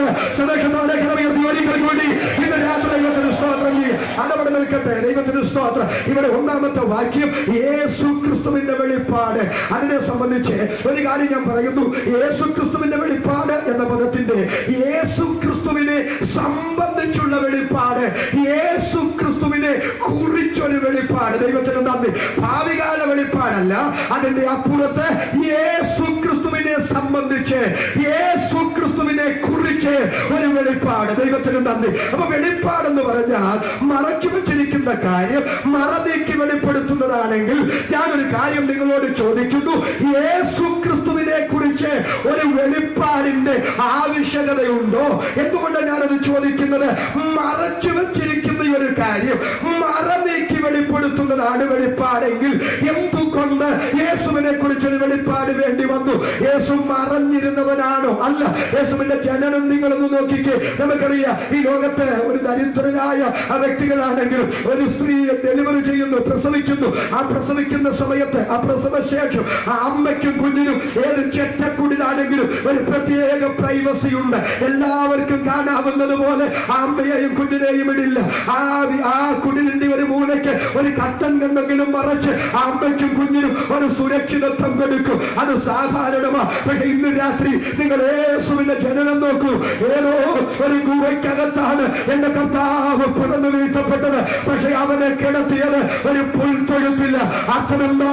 ആ അമ്മയ്ക്കും കുഞ്ഞിനും ഒരു പ്രൈവസിയുമില്ല. ആർക്ക് വേണമെങ്കിലും എപ്പോൾ വേണമെങ്കിലും ആ അമ്മയെയും കുഞ്ഞിനെയും വന്ന് കാണത്തക്ക നിലയിൽ എന്റെ യേശുവിന്റെ ജനനം പരസ്യമായിരുന്നു. സന്തോഷത്തോടെ കരമയത്തി ഒരിക്കൽ കൂടി ഇന്ന് രാത്രി അപ്പൊ യേശുവിന്റെ ജനനം പരസ്യം. രണ്ട്, യേശുവിന്റെ ജീവിതം പരസ്യമാ. തന്റെ ശിഷ്യന്മാരുടെ പകലന്തിയോളം ദിവസങ്ങളോളമുള്ള ശുശ്രൂഷയുടെ തിരക്കുകളും മാനുഷിക ക്ഷീണങ്ങളും നിമിത്തം അവരുടെ വിശ്രമാർത്ഥം ഏകാന്തമായ സ്ഥലങ്ങളിലേക്ക് അവരെ കൂട്ടിക്കൊണ്ട് യേശു പോകുമായിരുന്നു. പക്ഷെ ആവശ്യക്കാരായ ജനം യേശുവിനെയും ശിഷ്യന്മാരെയും അന്വേഷിച്ച് അവിടേക്ക് കടന്നു ചെല്ലുമായിരുന്നു. ആ സമയത്ത് തന്റെ ശിഷ്യന്മാരുടെ മാനുഷികമായ ക്ഷീണങ്ങളെ അവഗണിച്ചുകൊണ്ട് ഇടയിലില്ലാത്ത ആടുകളെ പോലെ ചിന്തിയവരും ചിതറിയവരുമായി പുരുഷാരത്തെ കണ്ടിട്ട് ദിവസങ്ങളോളം അവരോട് പ്രസംഗിക്കുകയും അവരുടെ രോഗികളെ സൗഖ്യമാക്കുകയും അവരുടെ ഭൂതങ്ങളെ പുറത്താക്കുകയും അവരുടെ വിഷപ്പടക്കുകയും ഒന്നുകൂടെ പറഞ്ഞാൽ തന്റെ ഭക്തന്മാരിൽ നിന്ന് ഒളിച്ചു വെക്കാൻ ഒന്നുമില്ലാതെ ഒരു തുറന്ന പുസ്തകം പോലെ പാരസ്യ ജീവിതം നയിച്ചവരാണ് ഇന്ന് രാത്രി ഞാൻ പ്രസംഗിക്കുന്ന നസറേയനായ യേശു. സന്തോഷത്തോടെ കരമയുത്തി ഒരിക്കൽ കൂടി ഇന്ന് രാത്രി ദൈവത്തെ സ്തുതിക്കും. അപ്പൊ അവന്റെ ജനനം പരസ്യമ്, അവന്റെ ജീവിതം പരസ്യമ്, അടുത്തത് അവന്റെ മരണം പരസ്യമ്. പലരുടെയും ധാരണ ആരും കാണാത്ത ഏതോ ഒരു മലയുടെ മണ്ട് യേശുവിനെ ക്രൂശിച്ചെന്നോ. അങ്ങനെയല്ല. വഴി പോകുന്നവരെല്ലാം തല കുലുക്കിക്കൊണ്ട് നീ ദൈവപുത്രനാണെങ്കിൽ ഇറങ്ങി വാ എന്ന് പറഞ്ഞു. അപ്പോൾ ഒരു വിശാലമായ വഴിയുടെ ആ സമീപത്ത് ഒരു ചെറിയ കുന്നിന്റെ മുകളിൽ എന്റെ യേശുവിനെ പരസ്യമായി ക്രൂശിച്ചു. അപ്പൊ അവന്റെ ജനനം പരസ്യം, അവന്റെ ജീവിതം പരസ്യം, അവന്റെ മരണം പരസ്യം. ഇത് മൂന്നും പരസ്യമെങ്കിൽ എന്തുകൊണ്ട് എന്റെ യേശുവിനെ കുറിച്ച് ഒരു വെളിപ്പാട് വേണ്ടി വന്നു? ദൈവത്തിന് സ്തോത്രം. വ്യക്തമാക്കാം എന്താ അതിന്റെ കാരണമെന്ന് ഫിലിപ്പിയ ലേഖനം 2-ാം അധ്യായം 5 മുതൽ വ്യക്തമെന്ന് വായിച്ചു വിട്ടോളൂ. ക്രിസ്തുവേശുവിനുള്ള ഭാവം തന്നെ നിങ്ങളിലും ഉണ്ടായിരിക്കട്ടെ. അവൻ ദൈവരൂപത്തിലിരിക്കെ ദൈവത്തോടുള്ള സമത്വം മുറുകെ പിടിച്ചു കൊള്ളണം എന്ന് വിചാരിക്കാതെ ദാസരൂപമെടുത്ത് മനുഷ്യ സാദൃശ്യത്തിലായി തന്നെത്താൻ ഒഴിച്ചു. വേഷത്തിൽ മനുഷ്യനായി വിളങ്ങി തന്നെത്താൻ താഴ്ത്തി മരണത്തോളം ക്രൂശിലെ മരണത്തോളം തന്നെ അനുസരണമുള്ളവനായി. ഒരിക്കൽ കൂടി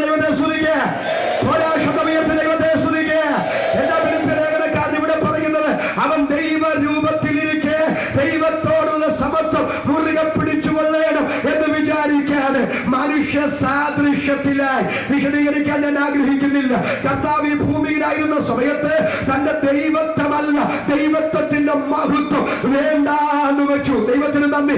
എന്താ ദൈവത്വത്തിന്റെ മഹത്വം വേണ്ടാന്ന് വെച്ചത്? വിശദീകരിക്കാം. തീകത്തിന്റെ പർവ്വതത്തിൽ തീവാറുന്ന പ്രമാണം കരങ്ങളിലുണ്ട്. എന്റെ ദൈവം മോശയെ പർവ്വത മുകളിലേക്ക് ആഹ്വാനം ചെയ്യുന്നു. ആ പർവ്വത മുകളിൽ ആ മഹത്വവാനായ ദൈവം തന്റെ ദൈവത്വത്തിന്റെ മഹത്വത്തിന്റെ കോടി മഹത്വത്തിന്റെ ഒരു കടുകുമണിയുടെ വലിപ്പത്തിൽ അവിടേക്ക് ഇറങ്ങി വന്നു. അപ്പൊ പ്രമാണം എന്താണെന്ന് അറിയാമോ? ആ ദൈവം ഇറങ്ങി വന്ന പർവ്വതത്തെ ഒരു മൃഗമെങ്കിലും മനുഷ്യരെങ്കിലും തൊട്ട് അതിനെ കല്ലെറിഞ്ഞു കൊള്ളേണം. ദൈവത്തിന് നന്ദി. ദൈവത്വത്തിന്റെ മഹത്വത്തിന്റെ ഒരു ചെറിയ അംശത്തിൽ എന്റെ ദൈവം സീനായിൽ ഇറങ്ങി വന്നപ്പോ അതായിരുന്നു പ്രമാണം. എന്റെ കർത്താവ് ആ ദൈവത്വത്തിന്റെ ചെറിയ അംശത്തിൽ ദാനിയേലിന്റെ അടുക്കൽ വന്നപ്പോ ദാനിയേൽ മരിച്ചവനെ പോലെ അവന്റെ കാൽക്കൽ വീണു. എസെക്കിയേലിനും അത് തന്നെയായിരുന്നു ഗതി. അപ്പോ എന്റെ പ്രിയ കർത്താവ് ആ ദൈവത്വത്തിന്റെ ചെറിയ ഒരംശത്തിലെങ്കിലും ഇങ്ങോട്ട് ഇറങ്ങി വന്നിരുന്നെങ്കിൽ രക്തസ്രവക്കാരിക്ക് അവന്റെ വസ്ത്രത്തിന്റെ തൊങ്ങലെ തൊട്ട് വിടുതല നേടാൻ കഴിയുമായിരുന്നു. എത്ര പേർക്ക് ഇന്ന് രാത്രി മനസ്സിലാകുന്നു? കരമുയർത്തി ഒരിക്കൽ കൂടി ഇന്ന് രാത്രി ദൈവത്തിന് സ്തോത്രം ചെയ്യുക. ദൈവത്തിന് സ്തോത്രം. പഴയ നിയമത്തിൽ തന്റെ മഹത്വത്തിന്റെ ചെറിയ വെളിപ്പാട് എന്റെ കർത്താവ് ഇറങ്ങി വന്നപ്പോ അവന്റെ മഹത്വത്തിന്റെ മുമ്പിൽ മനുഷ്യനെ പിടിച്ചു നിൽക്കാൻ കഴിയാതെ അവര് മരിച്ചവരെ പോലെ വീണു.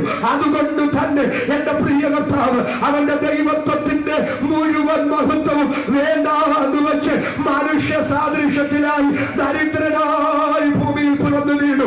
അവിടെ ഒരു കാര്യം എനിക്ക് പറയാനുണ്ട് എന്റെ പ്രിയപ്പെട്ടവരെ. ഈ തോമസ് ആകുന്ന ഞാൻ ജനിക്കുന്നതിന് മുമ്പ് തോമാച്ച നിനക്ക് ഇഷ്ടമുള്ളിടത്ത് പോയി ജനിച്ചോടാ എന്നെ ദൈവം എന്നോട് പറഞ്ഞിരുന്നെങ്കിൽ, അതിനുള്ള തീരുമാന ശേഷി എന്റെ ദൈവം എനിക്ക് തന്നിരുന്നെങ്കിൽ, ഇന്ന് ഞാൻ ജനിച്ചു വളർന്ന വീട്ടിൽ ജനിക്കത്തുമില്ല, വളരത്തുമില്ല. ഏതെങ്കിലും രാജാക്കന്മാരുടെ വീട്ടിൽ ഞാൻ പോയി ജനിച്ചേനെ. എന്റെ കാര്യം മാത്രമല്ല, നിങ്ങളുടെ എല്ലാവരുടെയും കാര്യം അത് തന്നെയാ. പക്ഷെ എന്റെ കർത്താവിന്റെ കാര്യം അങ്ങനെയല്ല. ജനിക്കുന്നതിന് മുമ്പേ ഏത് കുടുംബത്തിൽ വേണമെങ്കിലും ജനിക്കാൻ അവകാശമുള്ളവർ, തീരുമാന ശേഷിയുള്ളവർ, സ്വയം സ്ഥിരനായ എന്റെ പ്രിയ കർത്താവ് എനിക്ക് വേണ്ടി മനുഷ്യവേഷമെടുത്ത് ഈ ഭൂമിയിലേക്ക് വരാൻ തീരുമാനിച്ചപ്പോ പിറക്കാൻ തിരഞ്ഞെടുത്തത് ഒരു രാജകീയ കുടുംബമല്ല, ഒരു സമ്പത്തുള്ള കുടുംബമല്ല, ഒരു ദരിദ്രനായ ആശാരിയുടെ കുടുംബമാ. എന്തുകൊണ്ട്? അറിഞ്ഞുകൊണ്ട് അവരങ്ങനെ തിരഞ്ഞെടുത്തു. ബൈബിൾ പറയുന്നു നമ്മുടെ കർത്താവായ യേശു സമ്പന്നനായിരുന്നിട്ടും അവന്റെ ദാരിദ്ര്യത്താൽ നിങ്ങൾ സമ്പന്നരാകേണ്ടതിന് നിങ്ങൾക്ക് വേണ്ടി ദരിദ്രനായി തീർന്ന കൃപ നിങ്ങൾ മറന്നു കളയരുതേ. മനസ്സിലായവർ കരമുയർത്തി ഒരിക്കൽ കൂടി ഇന്ന് രാത്രി ദൈവത്തിന് സ്തോത്രം. അപ്പൊ കർത്താവ് മനുഷ്യവേഷമെടുത്ത് തന്റെ ദൈവത്വത്തിന്റെ മുഴുവൻ മഹത്വം വേണ്ടാന്ന് വെച്ച് ഈ ഭൂമിയിലേക്ക് വന്നപ്പോ കണ്ടവരെല്ലാം പറഞ്ഞു കേൾക്കണോ, ഇവൻ മറിയയുടെ മോന്. വേറെ കുറച്ച് പേര് പറഞ്ഞു യോസേപ്പിന്റെ മോന്. വേറെ കുറച്ച് പേര് പറഞ്ഞു യാക്കോബ്, യോസേ, യൂദ, യോഹൻ എന്നിവരുടെ സഹോദരന്. വേറെ കുറച്ച് പേര് പറഞ്ഞു ആശാരി പയ്യന്. വേറെ കുറച്ച് പേര് പറഞ്ഞു ഭൂതമ. വേറെ കുറച്ച് പേര് പറഞ്ഞു ഭൂതങ്ങളുടെ തലവനായ ബേൽസെബൂല. സ്വതന്ത്ര എന്റെ കർത്താവ് എന്നെ സ്നേഹിച്ച് എന്നെ രക്ഷിക്കാൻ എനിക്ക് വേണ്ടി ദൈവത്വത്തിന്റെ മഹത്വം മുഴുവൻ ഉപേക്ഷിച്ച് മനുഷ്യവേഷമെടുത്ത് ഈ ഭൂമിയിലേക്ക് വന്നപ്പോ അവനെ ലോകം മറിയയുടെ മോനാക്കി, അവനെ ലോകം യോസേപ്പിന്റെ മോനാക്കി, അവനെ ലോകം യാക്കോബ്, യോസേ, യൂദ എന്നിവരുടെ സഹോദരനാക്കി, അവനെ ലോകം ഭൂതമാക്കി, അവനെ ലോകം ഭൂതങ്ങളുടെ തലവനാക്കി. എന്നാൽ ഇതൊന്നുമല്ല, യേശു ആരാണെന്ന് ഇന്ന് രാത്രി നാം തിരിച്ചറിയണം. അതാണ് വെളിപ്പാട്. വിശ്വസിക്കുന്നവർ കരമുയർത്തി ഒരിക്കൽ കൂടി ഇന്ന് രാത്രി ദൈവത്തിന് സ്തോത്രം ചെയ്യുക. ശബ്ദം ഉയർത്തി ഇന്ന് രാത്രി ലോകത്തിന് പല കമന്റ്സ് എന്റെ യേശുവിനെ കുറിച്ച് പറയാനുണ്ട്. പക്ഷെ ഇന്ന് രാത്രി അവനാരാന്ന് മനസ്സിലായ 1-2 പേരുണ്ട്. അതൊന്ന് ചിന്തിച്ച സമയമുണ്ടെങ്കിൽ ബാക്കി ഭാഗത്തേക്ക് നമുക്ക് കിടക്കാം. മത്തായി സുവിശേഷം 16-ാം അധ്യായത്തിലേക്ക് വരാം. 16-ാം അധ്യായം 13 മുതലുള്ള വാക്യങ്ങൾ ഒന്ന് വായിച്ചു വിട്ടാൽ. യേശു ഫിലിപ്പിന്റെ കൈസരുടെ പ്രദേശത്തെത്തിയ ശേഷം തന്റെ ശിഷ്യന്മാരോട് ജനങ്ങൾ മനുഷ്യപുത്രനെ ആരെന്ന് പറയുന്നു എന്ന് ചോദിച്ചു. ചിലർ യോഹന്നാൻ സ്നാപകനെന്നും മറ്റു ചിലർ ഏലിയാവെന്നും വേറെ ചിലർ ഇരമ്യാവോ പ്രവാചകന്മാർ ഒരുത്തനോ എന്നും പറയുന്നു എന്ന് അവർ പറഞ്ഞു. നിങ്ങളോ എന്നെ ആർ എന്ന് പറയുന്നു എന്ന് അവൻ ചോദിച്ചതിന് ശിമോൻ പത്രോസ്, നീ ജീവനുള്ള ദൈവത്തിന്റെ പുത്രനായ ക്രിസ്തു എന്ന് ഉത്തരം പറഞ്ഞു. യേശു അവനോട്, ബറിയോനായ ശിമോനെ, നീ ഭാഗ്യവാൻ. ജഡരക്തങ്ങളല്ല, സ്വർഗസ്ഥനായ എന്റെ പിതാവത്രേ നിനക്കിത് വെളിപ്പെടുത്തിയത്. നീ പത്രോസാകുന്നു. ഈ പാറമേൽ ഞാൻ എന്റെ സഭയെ പണിയും, പാതാള ഗോപുരങ്ങൾ അതിനെ ജയിക്കുകയില്ല എന്ന് ഞാൻ നിന്നോട് പറയും.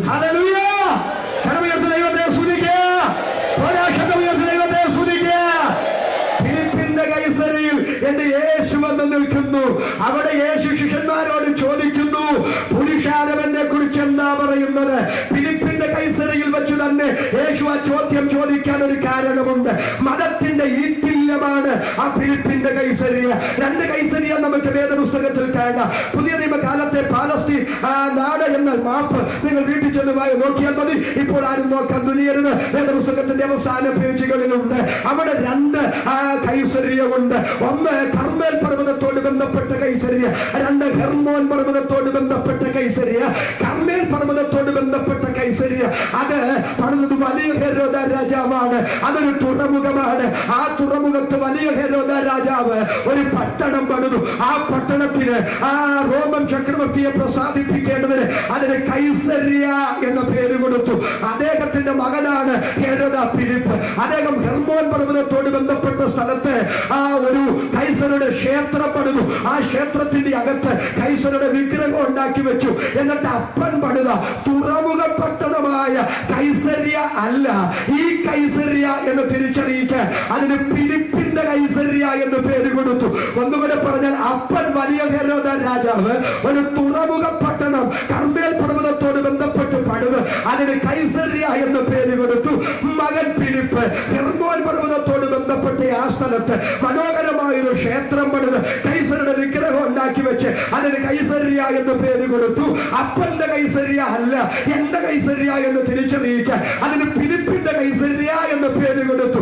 ആ ഫിലിപ്പിന്റെ കൈസരി യേശു വന്ന് നിൽക്കുന്നു. അവിടെ വെച്ച് ആ ചോദ്യം ചോദിക്കാൻ കാരണമുണ്ട്. ഇത് പണ്ട് ഗ്രീക്കുകാരുടെ കയ്യിലായിരുന്നു. അവരുടെ വിശ്വാസം അവരുടെ ദേവനായ ബാല്, ആ ബാല് ആകാശത്തൊന്നും വീണപ്പോ ഇവിടെ വീണത്. അതുകൊണ്ട് ഞങ്ങളുടെ ദേവനായ ബാലിന്റെ ജന്മസ്ഥലമായി ഇതെന്ന് പറഞ്ഞ് അതിന്റെ പേര് ബാലിയാസ് എന്നായിരുന്നു. പിന്നീട് അത് സിറിയക്കാരുടെ കയ്യിൽ വന്നു. അവരുടെ 14 ക്ഷേത്രങ്ങൾ, ദേവന്മാരുടെ ക്ഷേത്രങ്ങൾ അവിടെ ഉണ്ടായിരുന്നു. അത് അവർക്ക് പുണ്യസ്ഥലമാണ്. അടുത്തത് ഇപ്പോൾ റോമക്കാർക്കും ആ സ്ഥലം പരമപ്രധാനമാണ്. അവരുടെ ചക്രവർത്തിയായ കൈസരുടെ ക്ഷേത്രം വിഗ്രഹം അവിടെയുണ്ട്. യഹൂദന്മാർക്കും ആ സ്ഥലം പ്രാധാന്യം അറിയിക്കുന്ന സ്ഥലമാണ്.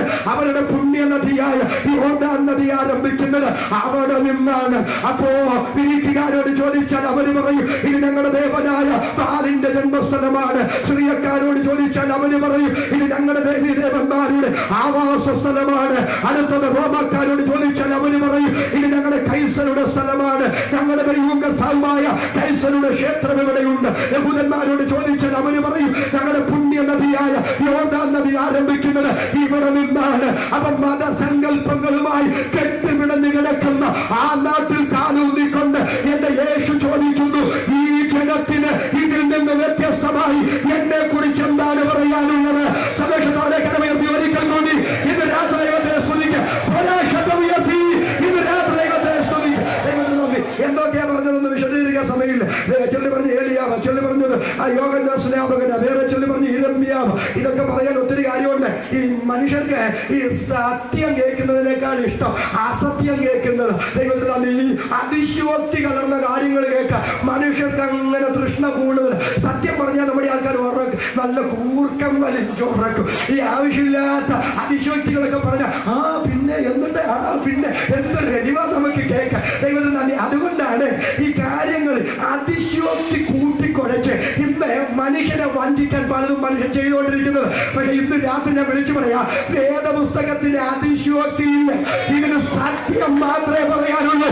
സന്തോഷമുള്ളവർ കരമുയർത്തി ഒരിക്കൽ കൂടി ഇന്ന് രാത്രി സമയമില്ലാത്തതുകൊണ്ട് അതെല്ലാം പറയാൻ പോയാൽ അവിടെ തന്നെ നിൽക്കേണ്ടി വരും. സമയത്ത് യോഗം നിർത്തണമല്ലോ. ദൈവത്തിന് സ്തോത്രം. അപ്പൊ യേശു ചോദിക്കുന്നു, ജനം എന്തും പറഞ്ഞോട്ടെ, നിങ്ങൾക്ക് എന്നെ കുറിച്ച് എന്തോ പറയാനുണ്ട്?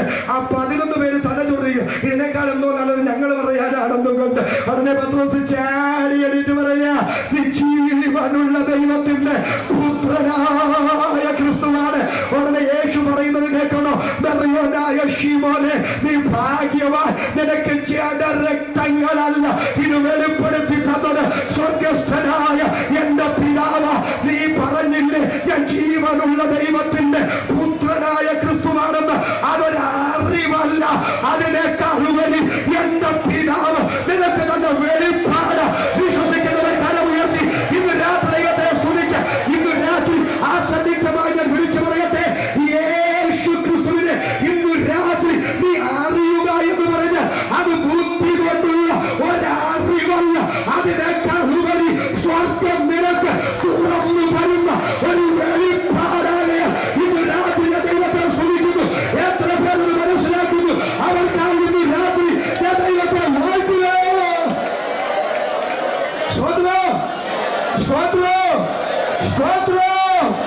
അവിടെ വെച്ച് പത്രോസിന് മനസ്സിലായി ഇവൻ ആരാന്ന്. 3 പേർക്ക് മനസ്സിലായി. 17 അധ്യായം നിങ്ങൾ വീട്ടിൽ ചെന്ന് വായിച്ചാൽ മതി. മത്തായി അവിടെ പത്രോസിനെയും യാക്കോബിനെയും യോഹന്നാനെയും മറുരൂപമലയിലേക്ക് കർത്താവ് കൂട്ടിക്കൊണ്ടുപോയി. ചെന്നപാടെ ഇവൻ ഉറങ്ങി. സ്വതന്ത്രം പോയി. ഹല്ലേലൂയ. ഇങ്ങനെയുള്ള ഒത്തിരി പേരെ എനിക്കറിയാം. പണ്ട് ഒരു സ്ഥലത്ത് 6000 വാട്സ് വെച്ച് യോഗം വെക്കുക. 6000 വാട്സ് ഇങ്ങനെ ശബ്ദമുണ്ട്.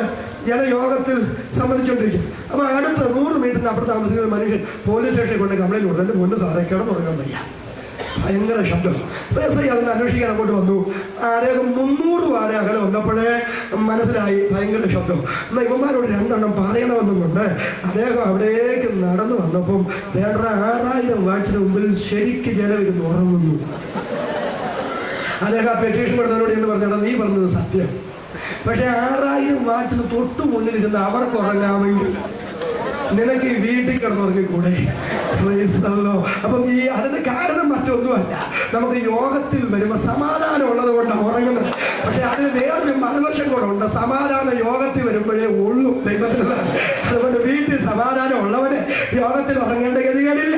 യോഗത്തിൽ ഉറങ്ങുന്നവന്റെ ഗതികളെ വീട്ടിൽ ഉറങ്ങാൻ നേരം ഇല്ലാത്തതുകൊണ്ടാണ്. സ്വോത്രം. അതുകൊണ്ട് രാത്രി മാനസാന്തരപ്പെട്ടിട്ട് വീട്ടിൽ പോകാവൂ. കാരണം ഒരിക്കൽ കൂടി വരുന്നു. സ്വോത്രം ചെയ്യാം. ദൈവത്തിന് നന്ദി. ഏതായാലും പോകട്ടെ. ആ നിങ്ങളൊക്കെ വിട്ടായിരുന്നു. ദൈവത്തിന് നന്ദി. അപ്പൊ ഇവര് ചെന്ന പാടെ ഉറങ്ങിപ്പോയി. 3 പേരും ഉറങ്ങുന്ന സമയത്ത് മോശ ഏരിയാവും കർത്താവിന്റെ ഏടത്തും വലത്തും വന്നു നിന്നേ.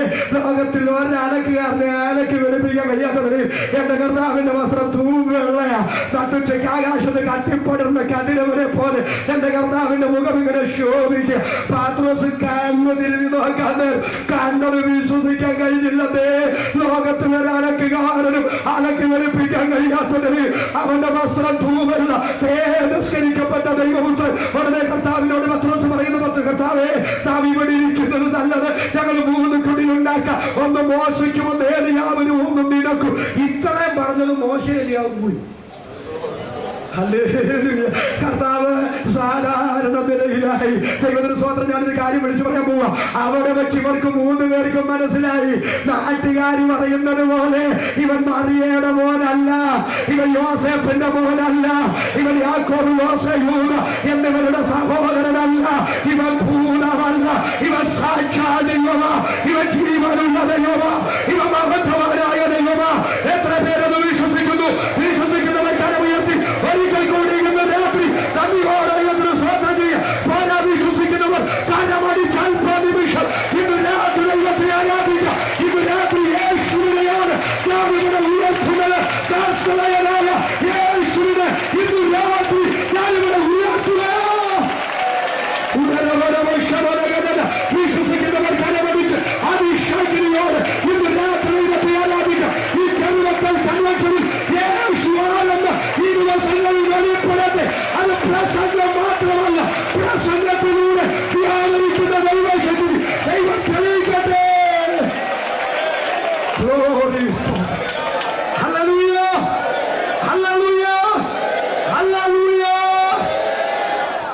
സുവിശേഷ യോഗം കൂടെ ആയതുകൊണ്ട് അവിടെ ഒരു കാര്യം കൂടെ പറഞ്ഞാൽ മുന്നോട്ട് പോകും. രാത്രി ഞാൻ നിങ്ങളോട് ചോദിക്കുന്നു, യേശുവിനെ നിങ്ങൾക്ക് എങ്ങനെ അറിയാം? ചിലർ പറയുന്നത് യേശു ഒരു നല്ല മനുഷ്യനാണെന്നാണ്. എന്റെ സഹോദരങ്ങളെ, യേശുവിനെ പോലൊരു നല്ല മനുഷ്യൻ വേറെ ഇല്ല.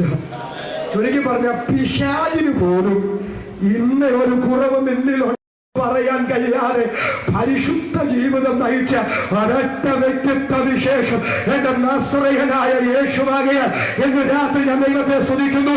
കരമുയർത്തി ഒരിക്കൽ കൂടി ഇന്ന് രാത്രി ദൈവത്തെ സ്തുതിക്കും. പക്ഷേ യേശു ഒരു നല്ല മനുഷ്യനാണെന്ന് ഇന്ന് രാത്രി നീ അറിഞ്ഞതുകൊണ്ട് നിനക്ക് ഗുണമില്ല.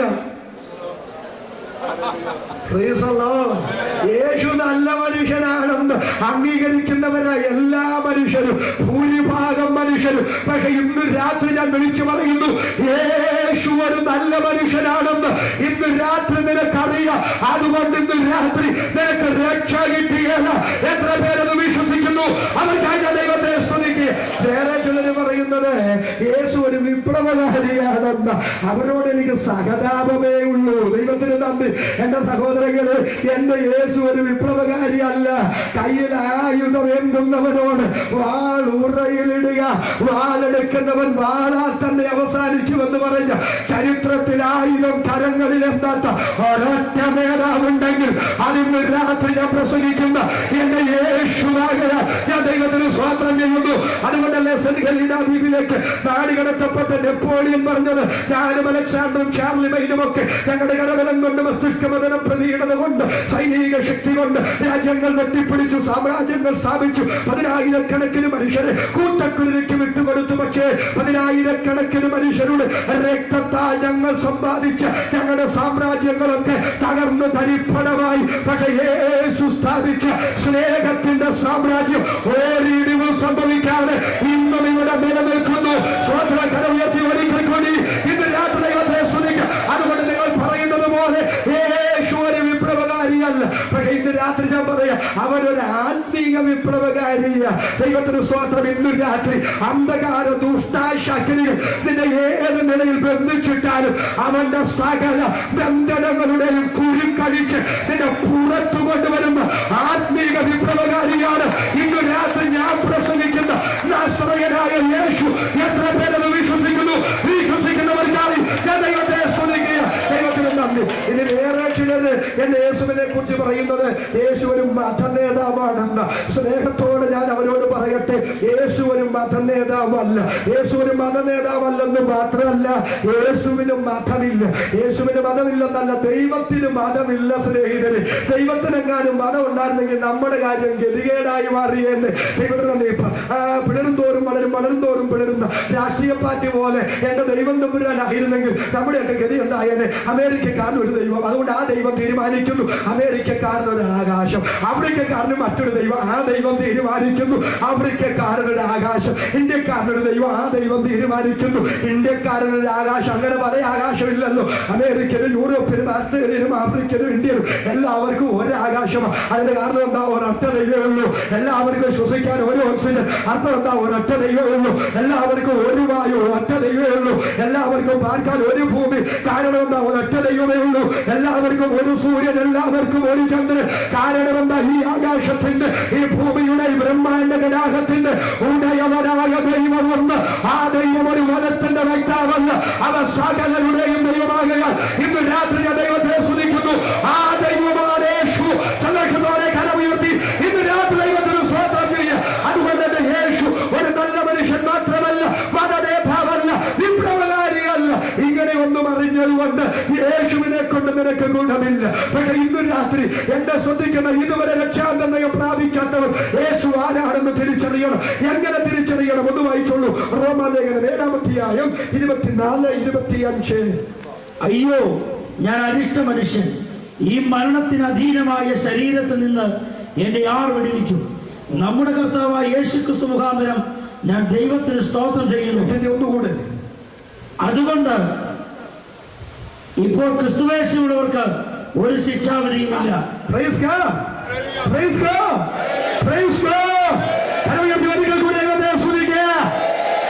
അയ്യോ, ഞാൻ അരിഷ്ട മനുഷ്യൻ!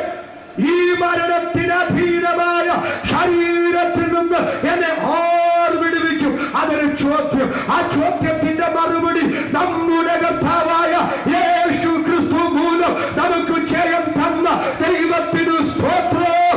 അതിന്റെ റിസൾട്ട് ഇപ്പോൾ ക്രിസ്തുവേശുവിനുള്ളവർക്ക് ഒരു ശിക്ഷ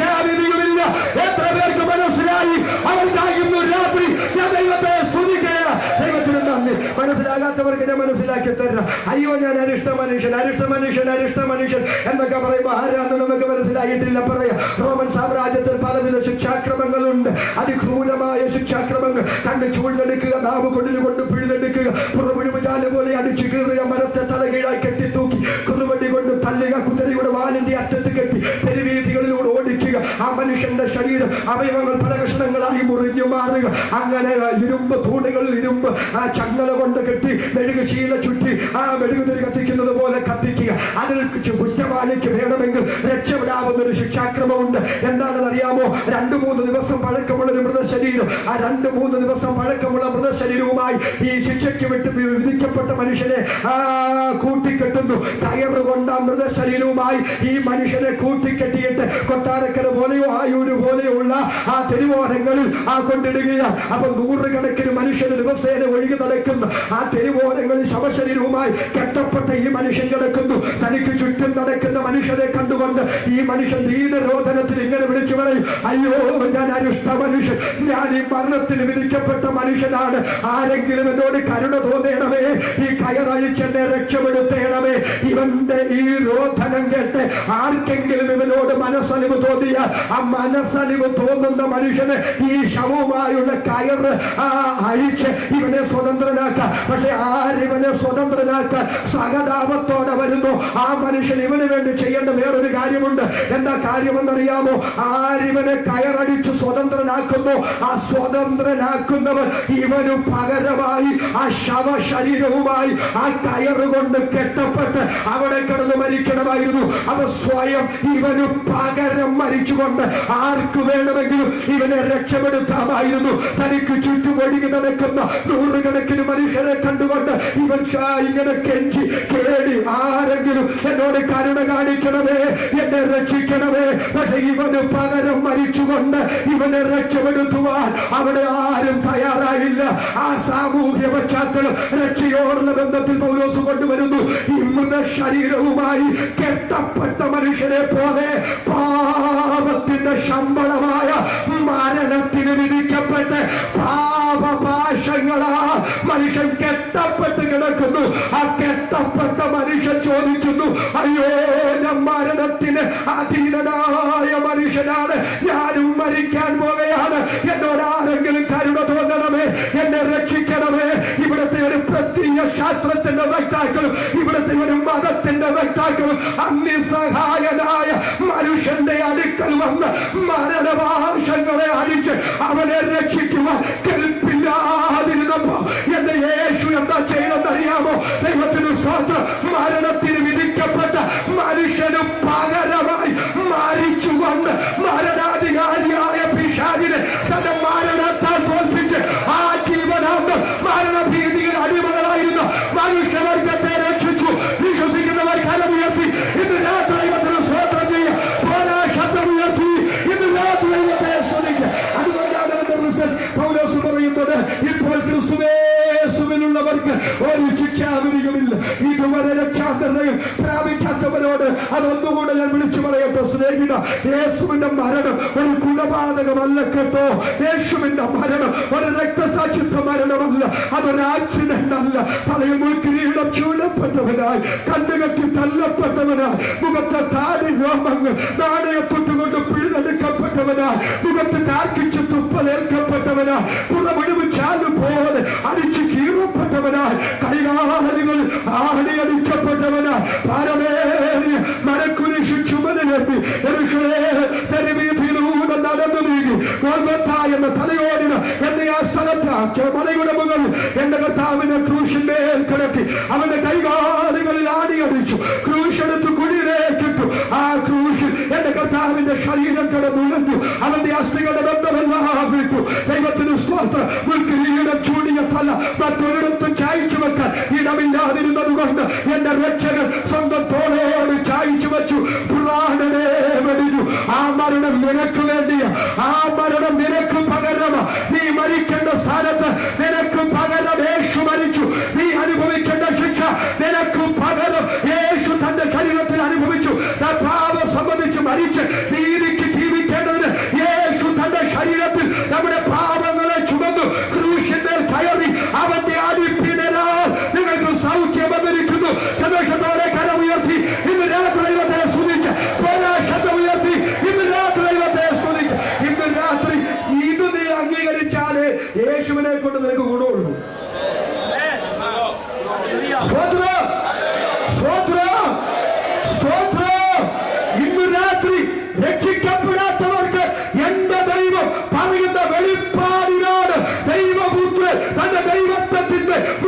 മഹത്വവും വേണ്ടെന്ന് വെച്ച് ഈ ഭൂമിയിൽ വന്നത് നിനക്ക് പകരം മരിച്ച് അരിഷ്ട മനുഷ്യ നിനക്ക് രക്ഷ തരുവാനോ അത് വിശ്വസിച്ച് ജീവരക്ഷ പ്രാപിച്ച ദൈവമക്കൾ കരുണയ്ക്ക് ഒരിക്കൽ കൂടി ഇന്ന് രാത്രി ദൈവത്തെ സ്തുതിക്കും. ദൈവത്തിന് നന്ദി. അടുത്തത് സഭ ഒരു വെളിപ്പാട് അറിയണം. എന്താ അറിയേണ്ട വെളിപ്പാട്? വളരെ വേഗത്തിൽ വായിച്ചു. എഫെസ്യ ലേഖനം 1-ാം അധ്യായം 20-23. അങ്ങനെ അവൻ ക്രിസ്തുവിലും വ്യാപരിച്ചു, അവനെ മരിച്ചവരുടെ നിന്ന് ഉയർപ്പിക്കുകയും സ്വർഗത്തിൽ തന്നെ വലത്തുഭാഗത്ത് എല്ലാ വാഴ്ചയ്ക്കും അധികാരത്തിനും ശക്തിക്കും കർത്തൃത്വത്തിനും ഈ ലോകത്തിൽ മാത്രമല്ല വരുവാനുള്ളതിനും വിളിക്കപ്പെട്ട സകലത്തിനും അത്യന്തം മീതെ ഇരുത്തുകയും സർവവും അവന്റെ കാൽ കീഴാക്കി വെച്ച് അവനെ സർവത്തിനും മീതിയായി തലയാക്കി എല്ലാറ്റിനും എല്ലാം നിറയ്ക്കുന്നവന്റെ നിറമായിരിക്കുന്നവന്റെ ശരീരമായ സഭയ്ക്ക് കൊടുക്കുകയും ചെയ്യുന്നു. ജീവൻ പ്രാപിച്ച ദൈവമക്കൾക്ക് ആ വാക്യം വായിച്ചു കേട്ടാൽ മതിയല്ലോ. ദൈവത്തിന് സ്വാതന്ത്ര്യം ചെയ്യാം. സന്തോഷമുള്ളവർ കരമുയർത്തി ഒരിക്കൽ കൂടി ഇന്ന് രാത്രി ദൈവത്തെ സ്തുതിക്കാം. അങ്ങനെ അവൻ ക്രിസ്തുവിലും വ്യാപരിച്ചു, അവനെ മരിച്ചവരുടെ ഇടയിൽ നിന്ന് ഉയർത്തെഴുന്നേൽപ്പിച്ചു. ഇന്ന് രാത്രി ഞാൻ പ്രസംഗിക്കുന്ന യേശു അരിമത്യക്കാരൻ യോസേപ്പിന്റെ കല്ലറയിൽ ഒടുങ്ങിത്തീർന്നവനല്ല. പുതുപുത്തൻ അവൻ അരിമത്യക്കാരൻ യോസേപ്പിന്റെ കല്ലറ അവന് തന്നെ തിരികെ കൊടുത്തുകൊണ്ട് എന്റെ യേശു ഉയർത്തെഴുന്നേറ്റു. സന്തോഷമുള്ളവർ കരമുയർത്തി ഒരിക്കൽ കൂടി ഇന്ന് രാത്രി ദൈവത്തെ സ്തുതിക്കാം. ദൈവം അവനെ ഉയർത്തെഴുന്നേൽപ്പിച്ചു. അടുത്തത് കേൾക്കുന്നു. സകല വാഴ്ചകൾക്കും സകല അധികാരങ്ങൾക്കും സകല കർത്തൃത്വങ്ങൾക്കും സകല നാമങ്ങൾക്കും ആദ്യന്തം നീരെ എന്നല്ല, ആദ്യന്തം നീരെ എന്റെ യേശു എന്നിരിക്കുക. ഇന്ന് രാത്രി ജീവൻ പ്രാപിച്ച ദൈവമൈതനെ നിനക്കെതിരെ നിൽക്കുന്ന ഏത് വാഴ്ചകളാകട്ടെ, ഏത് അധികാരങ്ങളാകട്ടെ, ഏത് കർത്തൃത്വങ്ങളാകട്ടെ, ഏത് നാമശക്തികളാകട്ടെ, ഇന്ന് രാത്രി നിന്റെ യേശുവിനെ തിരിച്ചറിയുക. ആ സകല ശക്തികൾക്കും ആ സകല നാമങ്ങൾക്കും ആ സകല അധികാരങ്ങൾക്കും ആദ്യന്തം മീതെ ഇരിക്കുന്ന ഒരുവനുണ്ട്. അവനാണ് എന്റെ യേശു. വിശ്വസിക്കുന്നവർ കരമടിച്ച് ഇന്ന് രാത്രി ശക്തിയോടെ ദൈവത്തിന് സ്തോത്രം ചെയ്യുക. അവന്റെ നാമത്താൽ അവന്റെ അധികാരത്താൽ നിനക്ക് വിരോധമായിരിക്കുന്ന ചില നാമശക്തികൾ ഇന്ന് രാത്രി വിട്ടുമാറുകയോ ദൈവദാസന്മാരെ നമുക്കെതിരെ നിൽക്കുന്ന അന്ധകാര ദൂഷ്ടാധിപത്യങ്ങൾ, വാഴ്ചകൾ, അധികാരങ്ങൾ, ഇന്ന് രാത്രി യേശുവിന്റെ നാമത്തിൽ അടിയറവ് പറയുന്ന രാത്രിയ വിശ്വസിക്കുന്ന ദൈവങ്ങൾ അതരം തുറന്ന ദൈവത്തിന് സ്തോത്രം ചെയ്ത് കരമടിച്ച ശക്തിയോട് ഇന്ന് രാത്രി ആരാധിക്കുക. ഉലവര ശിഖരവര അധുരാധരാധവ ശത്രു അല്ലല്ലോ. സ്വോത്രം സ്വോത്രം സ്വോത്രം സ്വോത്രം സ്വോത്രം. കരമേറി ഒരിക്കൽ കൂടി ദൈവത്തെ സ്തുതിക്കുക.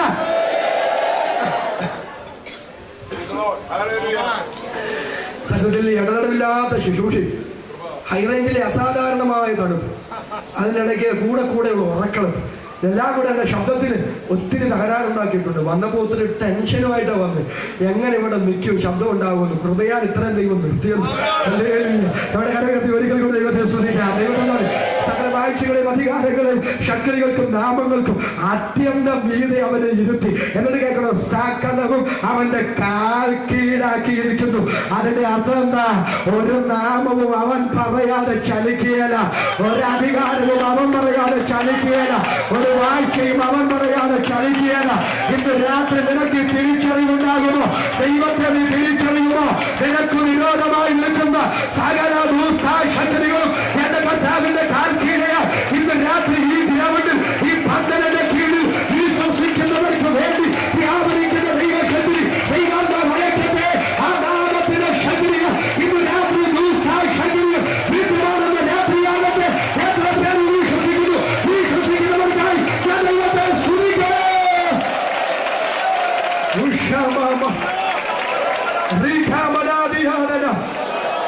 അടുത്തത് കേട്ടോ, സകലതിനെയും അവന്റെ കാൽ കീഴാക്കി, സകലത്തിനും അവനെ അധികാരിയാക്കി. എന്നോട് പറയുക, തന്റെ ശരീരമായ സഭയ്ക്ക് അവനെ തലയായി കൊടുത്തു. തീ മറക്കരുത് കേട്ടോ. നമ്മുടെ ദൈവം ആരാന്ന് തിരിച്ചറിയണം. ദൈവത്തെ അറിയുന്ന ജനം ഉറച്ചു നിന്ന് വീര്യം പ്രവർത്തിച്ചു. എന്താ? എന്റെ കർത്താവിനെ സർവാധികാരിയാക്കി. എന്നിട്ടോ തന്റെ ശരീരമായ സഭയ്ക്ക് അവനെ തലയായി കൊടുത്തിരിക്കുന്നു. അവിടെ ഒരു കാര്യം ഞാനെന്ന് പറഞ്ഞോട്ടെ. കണ്ണില്ലാതെ ജീവിക്കുന്നവരെ ഞാൻ കണ്ടിട്ടുണ്ട്, ചെവിയില്ലാതെ ജീവിക്കുന്നവരെ ഞാൻ കണ്ടിട്ടുണ്ട്, കയ്യും കാലുമില്ലാതെ ജീവിക്കുന്നവരെ ഞാൻ കണ്ടിട്ടുണ്ട്, പല അവയവമില്ലാതെ ജീവിക്കുന്നവരെ ഞാൻ കണ്ടിട്ടുണ്ട്. പക്ഷെ തലയില്ലാതെ ജീവിക്കുന്ന ഒരു മനുഷ്യനെ ഞാൻ കണ്ടിട്ടില്ല.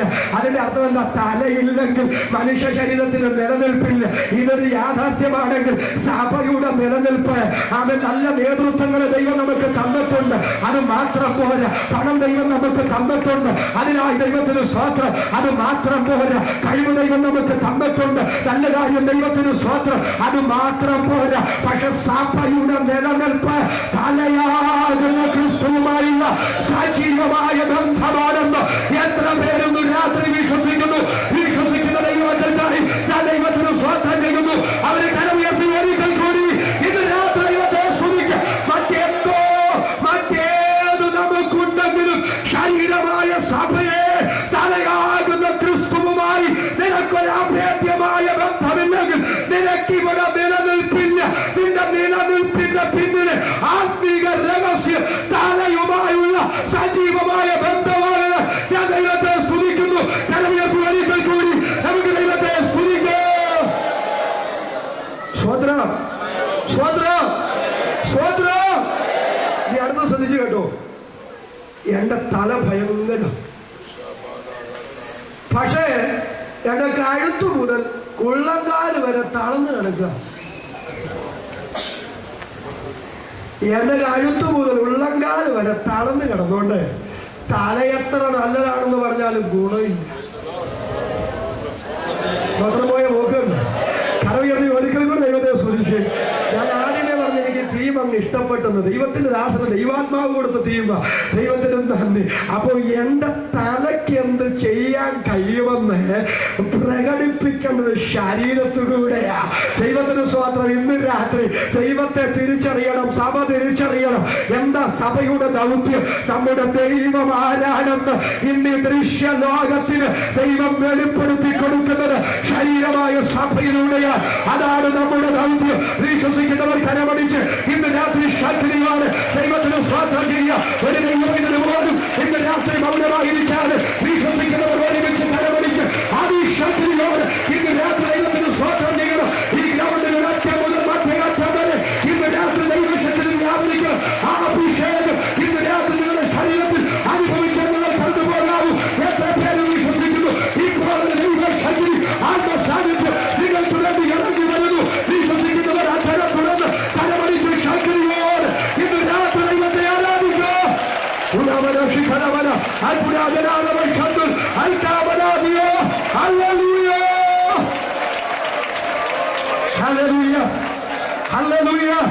വാഴ്ചകളെയും അധികാരങ്ങളെയും ആയുധവർഗം വെപ്പിച്ച്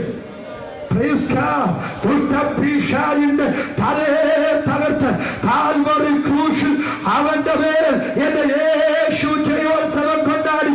ആ ജയത്തിന്റെ ഉത്സവമാണ് ഭക്തന്മാരുടെ കൂടാരങ്ങളിൽ ഇന്ന് രാത്രി മുഴങ്ങേണ്ടത്. ജയത്തിന്റെയും ഉല്ലാസത്തിന്റെയും ഘോഷം നീതിമാന്മാരുടെ കൂടാരങ്ങളിലുണ്ട്. എത്ര പേരൊന്ന് വിശ്വസിക്കുന്നു? അവർക്കായി ഇന്ന് രാത്രി ഞാൻ ദൈവത്തെ സ്തുതിക്കുക. ദൈവത്തിന് നന്ദി. സമയമായല്ലോ. ഞാൻ മെസ്സേജ് ഇവിടെ നിർത്തുന്നതിന് മുമ്പ് ലോകത്തിന് യേശുവിനെ തിരിച്ചറിയണം. ലോകം യേശുവിനെ തിരിച്ചറിയണം. എങ്ങനെ? നിന്റെ പാപപരിഹാരത്തിന് വേണ്ടി നിന്റെ മുഴുവൻ പാപങ്ങളും ശാപങ്ങളും തന്റെ ശരീരത്തിൽ ഏറ്റെടുത്തു നിനക്ക് പകരം മരിച്ച രക്ഷകൻ. മറ്റൊരുത്തരിലും രക്ഷയില്ല.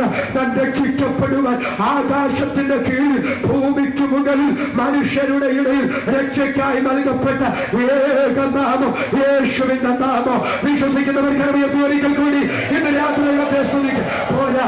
സഭ ഇന്ന് രാത്രി യേശുവിന്റെ വെളിപ്പാട് പ്രാപിക്കണം. എന്താ സഭ പ്രാപിക്കേണ്ട വെളിപ്പാട്? ലോകത്തിന് യേശുവിനെ കൊടുത്തതുപോലെ അല്ല സഭയ്ക്ക് യേശുവിനെ കിട്ടിയത്. സ്വതന്ത്രം തെറ്റിദ്ധരിക്കരുത്.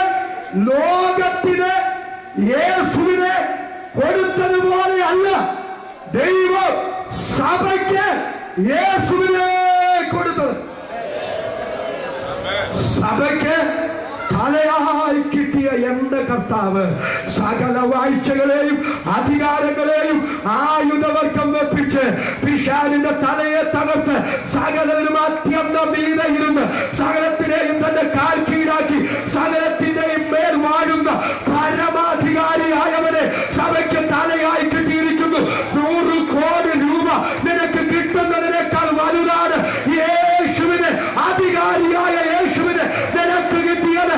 ആ തലയുമായി സജീവമായ ബന്ധം പുലർത്തുന്ന ദൈവസഭയായ ശരീരത്തിന്റെ അവയവമായിരിക്കാൻ നിനക്ക് ഭാഗ്യം തന്ന ദൈവത്തിന് സ്വതന്ത്രം ചെയ്യാൻ ഇന്ന് രാത്രി എത്ര പേര് തയ്യാറാണ്?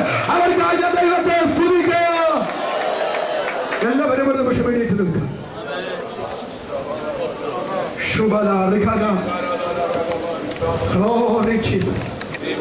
ഇപ്പോൾ ഒരു വ്യക്തി പോലും ഈ ഗ്രൗണ്ട് വിട്ടു പോകരുത്. കർത്തൃദാസന്മാർ എനിക്ക് തന്ന സമയത്ത് ഞാൻ ഈ യോഗം നിർത്തിയിട്ടുണ്ട്. ഒരു വ്യക്തി പോലും ഇന്ന് രാത്രി ഇവിടെ വിട്ടു പോകരുത്. ദൈവാത്മാവിലേക്ക് ഈ യോഗം തന്ന സന്ദേശം ഇന്ന് രാത്രി ഞാൻ വിളിച്ചു പറഞ്ഞിരിക്കുന്നു. ഞാൻ ഇവിടെ വിളിച്ചു പറഞ്ഞത് നസ്രയനായ യേശുവിനെയാ. ഇന്ന് രാത്രി ദൈവമക്കളെ, നമുക്കൊരു മടങ്ങി വരവ് ആവശ്യമാണ്, നമുക്കൊന്ന് തിരിച്ചു വരവ് ആവശ്യമാണ്. ഭൗതികമായി ഒത്തിരി ഇവിടെ സമ്പാദിച്ച് ഇവിടെ ഒടുങ്ങുകയല്ല ഒരു ദൈവമായതിന്റെ പ്രതീക്ഷ. യേശു ആരാണെന്ന് തിരിച്ചറിഞ്ഞ് ആ ശരീരത്തിന്റെ തലയായ ക്രിസ്തുവാരെന്ന് തിരിച്ചറിഞ്ഞ് അവന്റെ അധികാരം ഈ ലോകത്തിന് വെളിപ്പെടുത്തുകയാണ് ഇന്ന് സഭയുടെ ദൗത്യം. ഇന്ന് രാത്രി സുവിശേഷ യോഗത്തിൽ എന്റെ ദർശനമൊന്ന് മാറ്റുവാൻ കർത്താവേ എനിക്ക് കൃപ ചെയ്യണമെന്ന് ആത്മാർത്ഥമായി ദൈവത്തോട് പ്രാർത്ഥിക്കാൻ എത്ര പേര് ഇന്ന് രാത്രി തയ്യാറാണ്? അവർക്കായി ഞാൻ ദൈവത്തിന് സ്തോത്രം ചെയ്യുന്നു. ഇന്ന് രാത്രി ഞാൻ നിങ്ങളോട് വിളിച്ചു പറയട്ടെ, എന്റെ യേശു ഇന്ന് രാത്രി സർവാധികാരിയാണെങ്കിൽ, സകല വാഴ്ചകളും അധികാരങ്ങളും അവന്റെ കാൽ കീഴാണെങ്കിൽ, സകല നാമങ്ങളും അവന്റെ കാൽ കീഴാണെങ്കിൽ, ഇന്ന് രാത്രി നിനക്കെതിരെ നിൽക്കുന്ന ഏതെങ്കിലും നാമശക്തി ഉണ്ടെങ്കിൽ ഇന്ന് രാത്രി ഞാൻ ഈ വചനം ശുശ്രൂഷിക്കുന്ന സമയം തന്നെ ആ ശക്തികളെ ദൈവം നിനക്ക് ജയം തരികയും ഇന്ന് രാത്രി ഏതെങ്കിലും ഒരു രോഗ ആത്മാവ് നിനക്കെതിരെ നിൽപ്പുണ്ടെങ്കിൽ ഞാൻ വചനം ശുശ്രൂഷിക്കുന്ന ഈ സമയത്ത് തന്നെ സർവാധികാരിയായ യേശുവിന്റെ നാമത്തിൽ ഇന്ന് രാത്രി രോഗശാന്തി ദൈവം നിന്റെ മേൽ പകരുകയും വിശ്വസിക്കുന്നവർ കരമടിച്ച് ദൈവത്തിന് സ്തോത്രം ചെയ്യണം.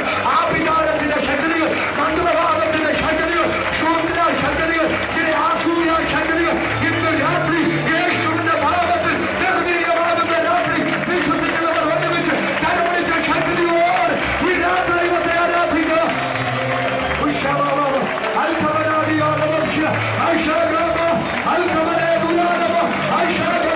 യേശുവിന്റെ നാമത്തിൽ ഇന്ന് രാത്രി രോഗികൾ സൗഖ്യമാകട്ടെ. കൈവയ്ക്കുന്നത് കൊണ്ടാൽ തോമാസിനെ കാണിച്ചതിന് ആടിപ്പാടത്തതിന് ഇന്ന് രാത്രി ചിലകൾ വെച്ച് യേശുവിൻ നാമത്തിൽ ഇന്ന് രാത്രി അത്ഭുത രോഗശാന്തി ഇതിനകത്ത് വ്യാപരിക്കട്ടെ. ഉദാരവശത്തുൽ അൽകമലാദിയ അശബാബ അല്ലമിയ ഉദാരശിഫാബ അൽകമലാദിയ. Jesus Jesus. എല്ലാവരും ഒരു നിമിഷം കരമുകളിലേക്ക് ഉയർത്തിപ്പിടിക്കും. പരിശുദ്ധ ദൈവമേ, ഞങ്ങളുടെ സ്വർഗസ്ഥ പിതാവേ, നല്ല രാത്രിക്കായി സ്തോത്രം. ഒരു വർഷം നമ്മുടെ ദാസന്മാർ അങ്ങയുടെ ജനം ഉപവസിച്ചും കരഞ്ഞും പ്രാർത്ഥിച്ചും തിരുമുഖം അന്വേഷിച്ച ഈ സുവിശേഷ യോഗങ്ങളുടെ പ്രഥമ രാത്രി ദൈവം ഞങ്ങളെ കൊണ്ടുവന്നു. യേശു ക്രിസ്തു അവൻ ആരാണെന്നുള്ള തിരിച്ചറിവ് ഇന്ന് രാത്രി കേൾക്കുവാൻ ഞങ്ങൾക്ക് കൃപ തന്നതുകൊണ്ട് സ്തോത്രം. തന്റെ ദൈവത്തെ അറിയുന്ന ജനം ഉറച്ചു നിന്ന് വീര്യം പ്രവർത്തിക്കും. ദൈവത്തെ അറിയുന്ന ജനം ഉറച്ചു നിന്ന് വീര്യം പ്രവർത്തിക്കും. ഞങ്ങളുടെ പിതാക്കന്മാരുടെ കാലത്ത് അവർക്ക് പണമുണ്ടായിരുന്നില്ല, അവർക്ക് സ്വാധീനമുണ്ടായിരുന്നില്ല, അവർക്ക് വീടുകൾ ഉണ്ടായിരുന്നില്ല, യാത്ര ചെയ്യാൻ വാഹനമുണ്ടായിരുന്നില്ല. എന്നാൽ അചഞ്ചലമായ വിശ്വാസവും അവർ അറിഞ്ഞ ദൈവം ആരെന്നുള്ള ഉറപ്പും അവരുടെ ശുശ്രൂഷയിൽ അവരുടെ ആത്മീയ ജീവിതത്തിൽ കർമ്മനിരതരായി നിർത്തി അവരിലൂടെ ദൈവം അത്ഭുതം ചെയ്തു. ദേശങ്ങൾ വിടുവിക്കപ്പെട്ടു. കർത്താവേ, ഇന്ന് രാത്രി ഞങ്ങൾ ആ പാതയിലേക്ക് മടങ്ങി വരുന്നു. ഞങ്ങൾ ആരാധിക്കുന്ന ദൈവം, ഞങ്ങൾ സേവിക്കുന്ന ദൈവം, ഞങ്ങൾ പ്രാർത്ഥിക്കുന്ന ദൈവം, ആ ദൈവമാണെന്ന് ഇന്ന് രാത്രി തിരിച്ചറിയുവാനും ആ ദൈവത്തെ ലോകത്തിന് എത്തുവാനും ഇന്ന് രാത്രി ഞങ്ങൾക്ക് കൃപ ചെയ്യണമേ. അതിനായി ഞങ്ങളെ ഒരുമിച്ച് ഈ രാത്രി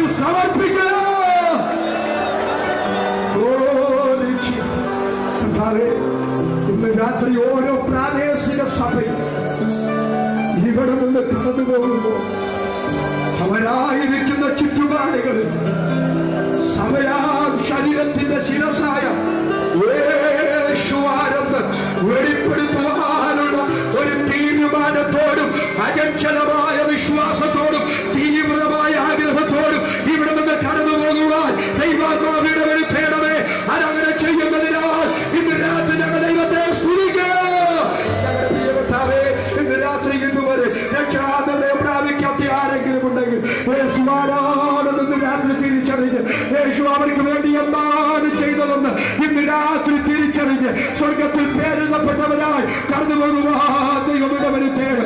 യോഗസംഘാടകർ വിശേഷങ്ങളുടെ ദാസൻ അവർക്ക് വേണ്ടി പ്രാർത്ഥിക്കുന്നു. തന്റെ കുടുംബത്തിനായി സ്തോത്രം, തന്റെ ശുശ്രൂഷകൾക്കായി സ്തോത്രം. നമ്മുടെ താഴ്ചയിൽ നമ്മെ ഓർത്തവനെ അവൻ നല്ലവനല്ലോ, അവന്റെ ദയയുള്ളത്. ഞങ്ങൾ ഒരുമിച്ച് രാത്രി അങ്ങ് ചെയ്ത എല്ലാ ഉപകാരങ്ങൾക്കും അങ്ങക്ക് നന്ദി പറയുക. പ്രാർത്ഥന കേട്ടതുകൊണ്ട് സ്തോത്രം യേശുവിൻ നാമത്തിൽ തന്നെ.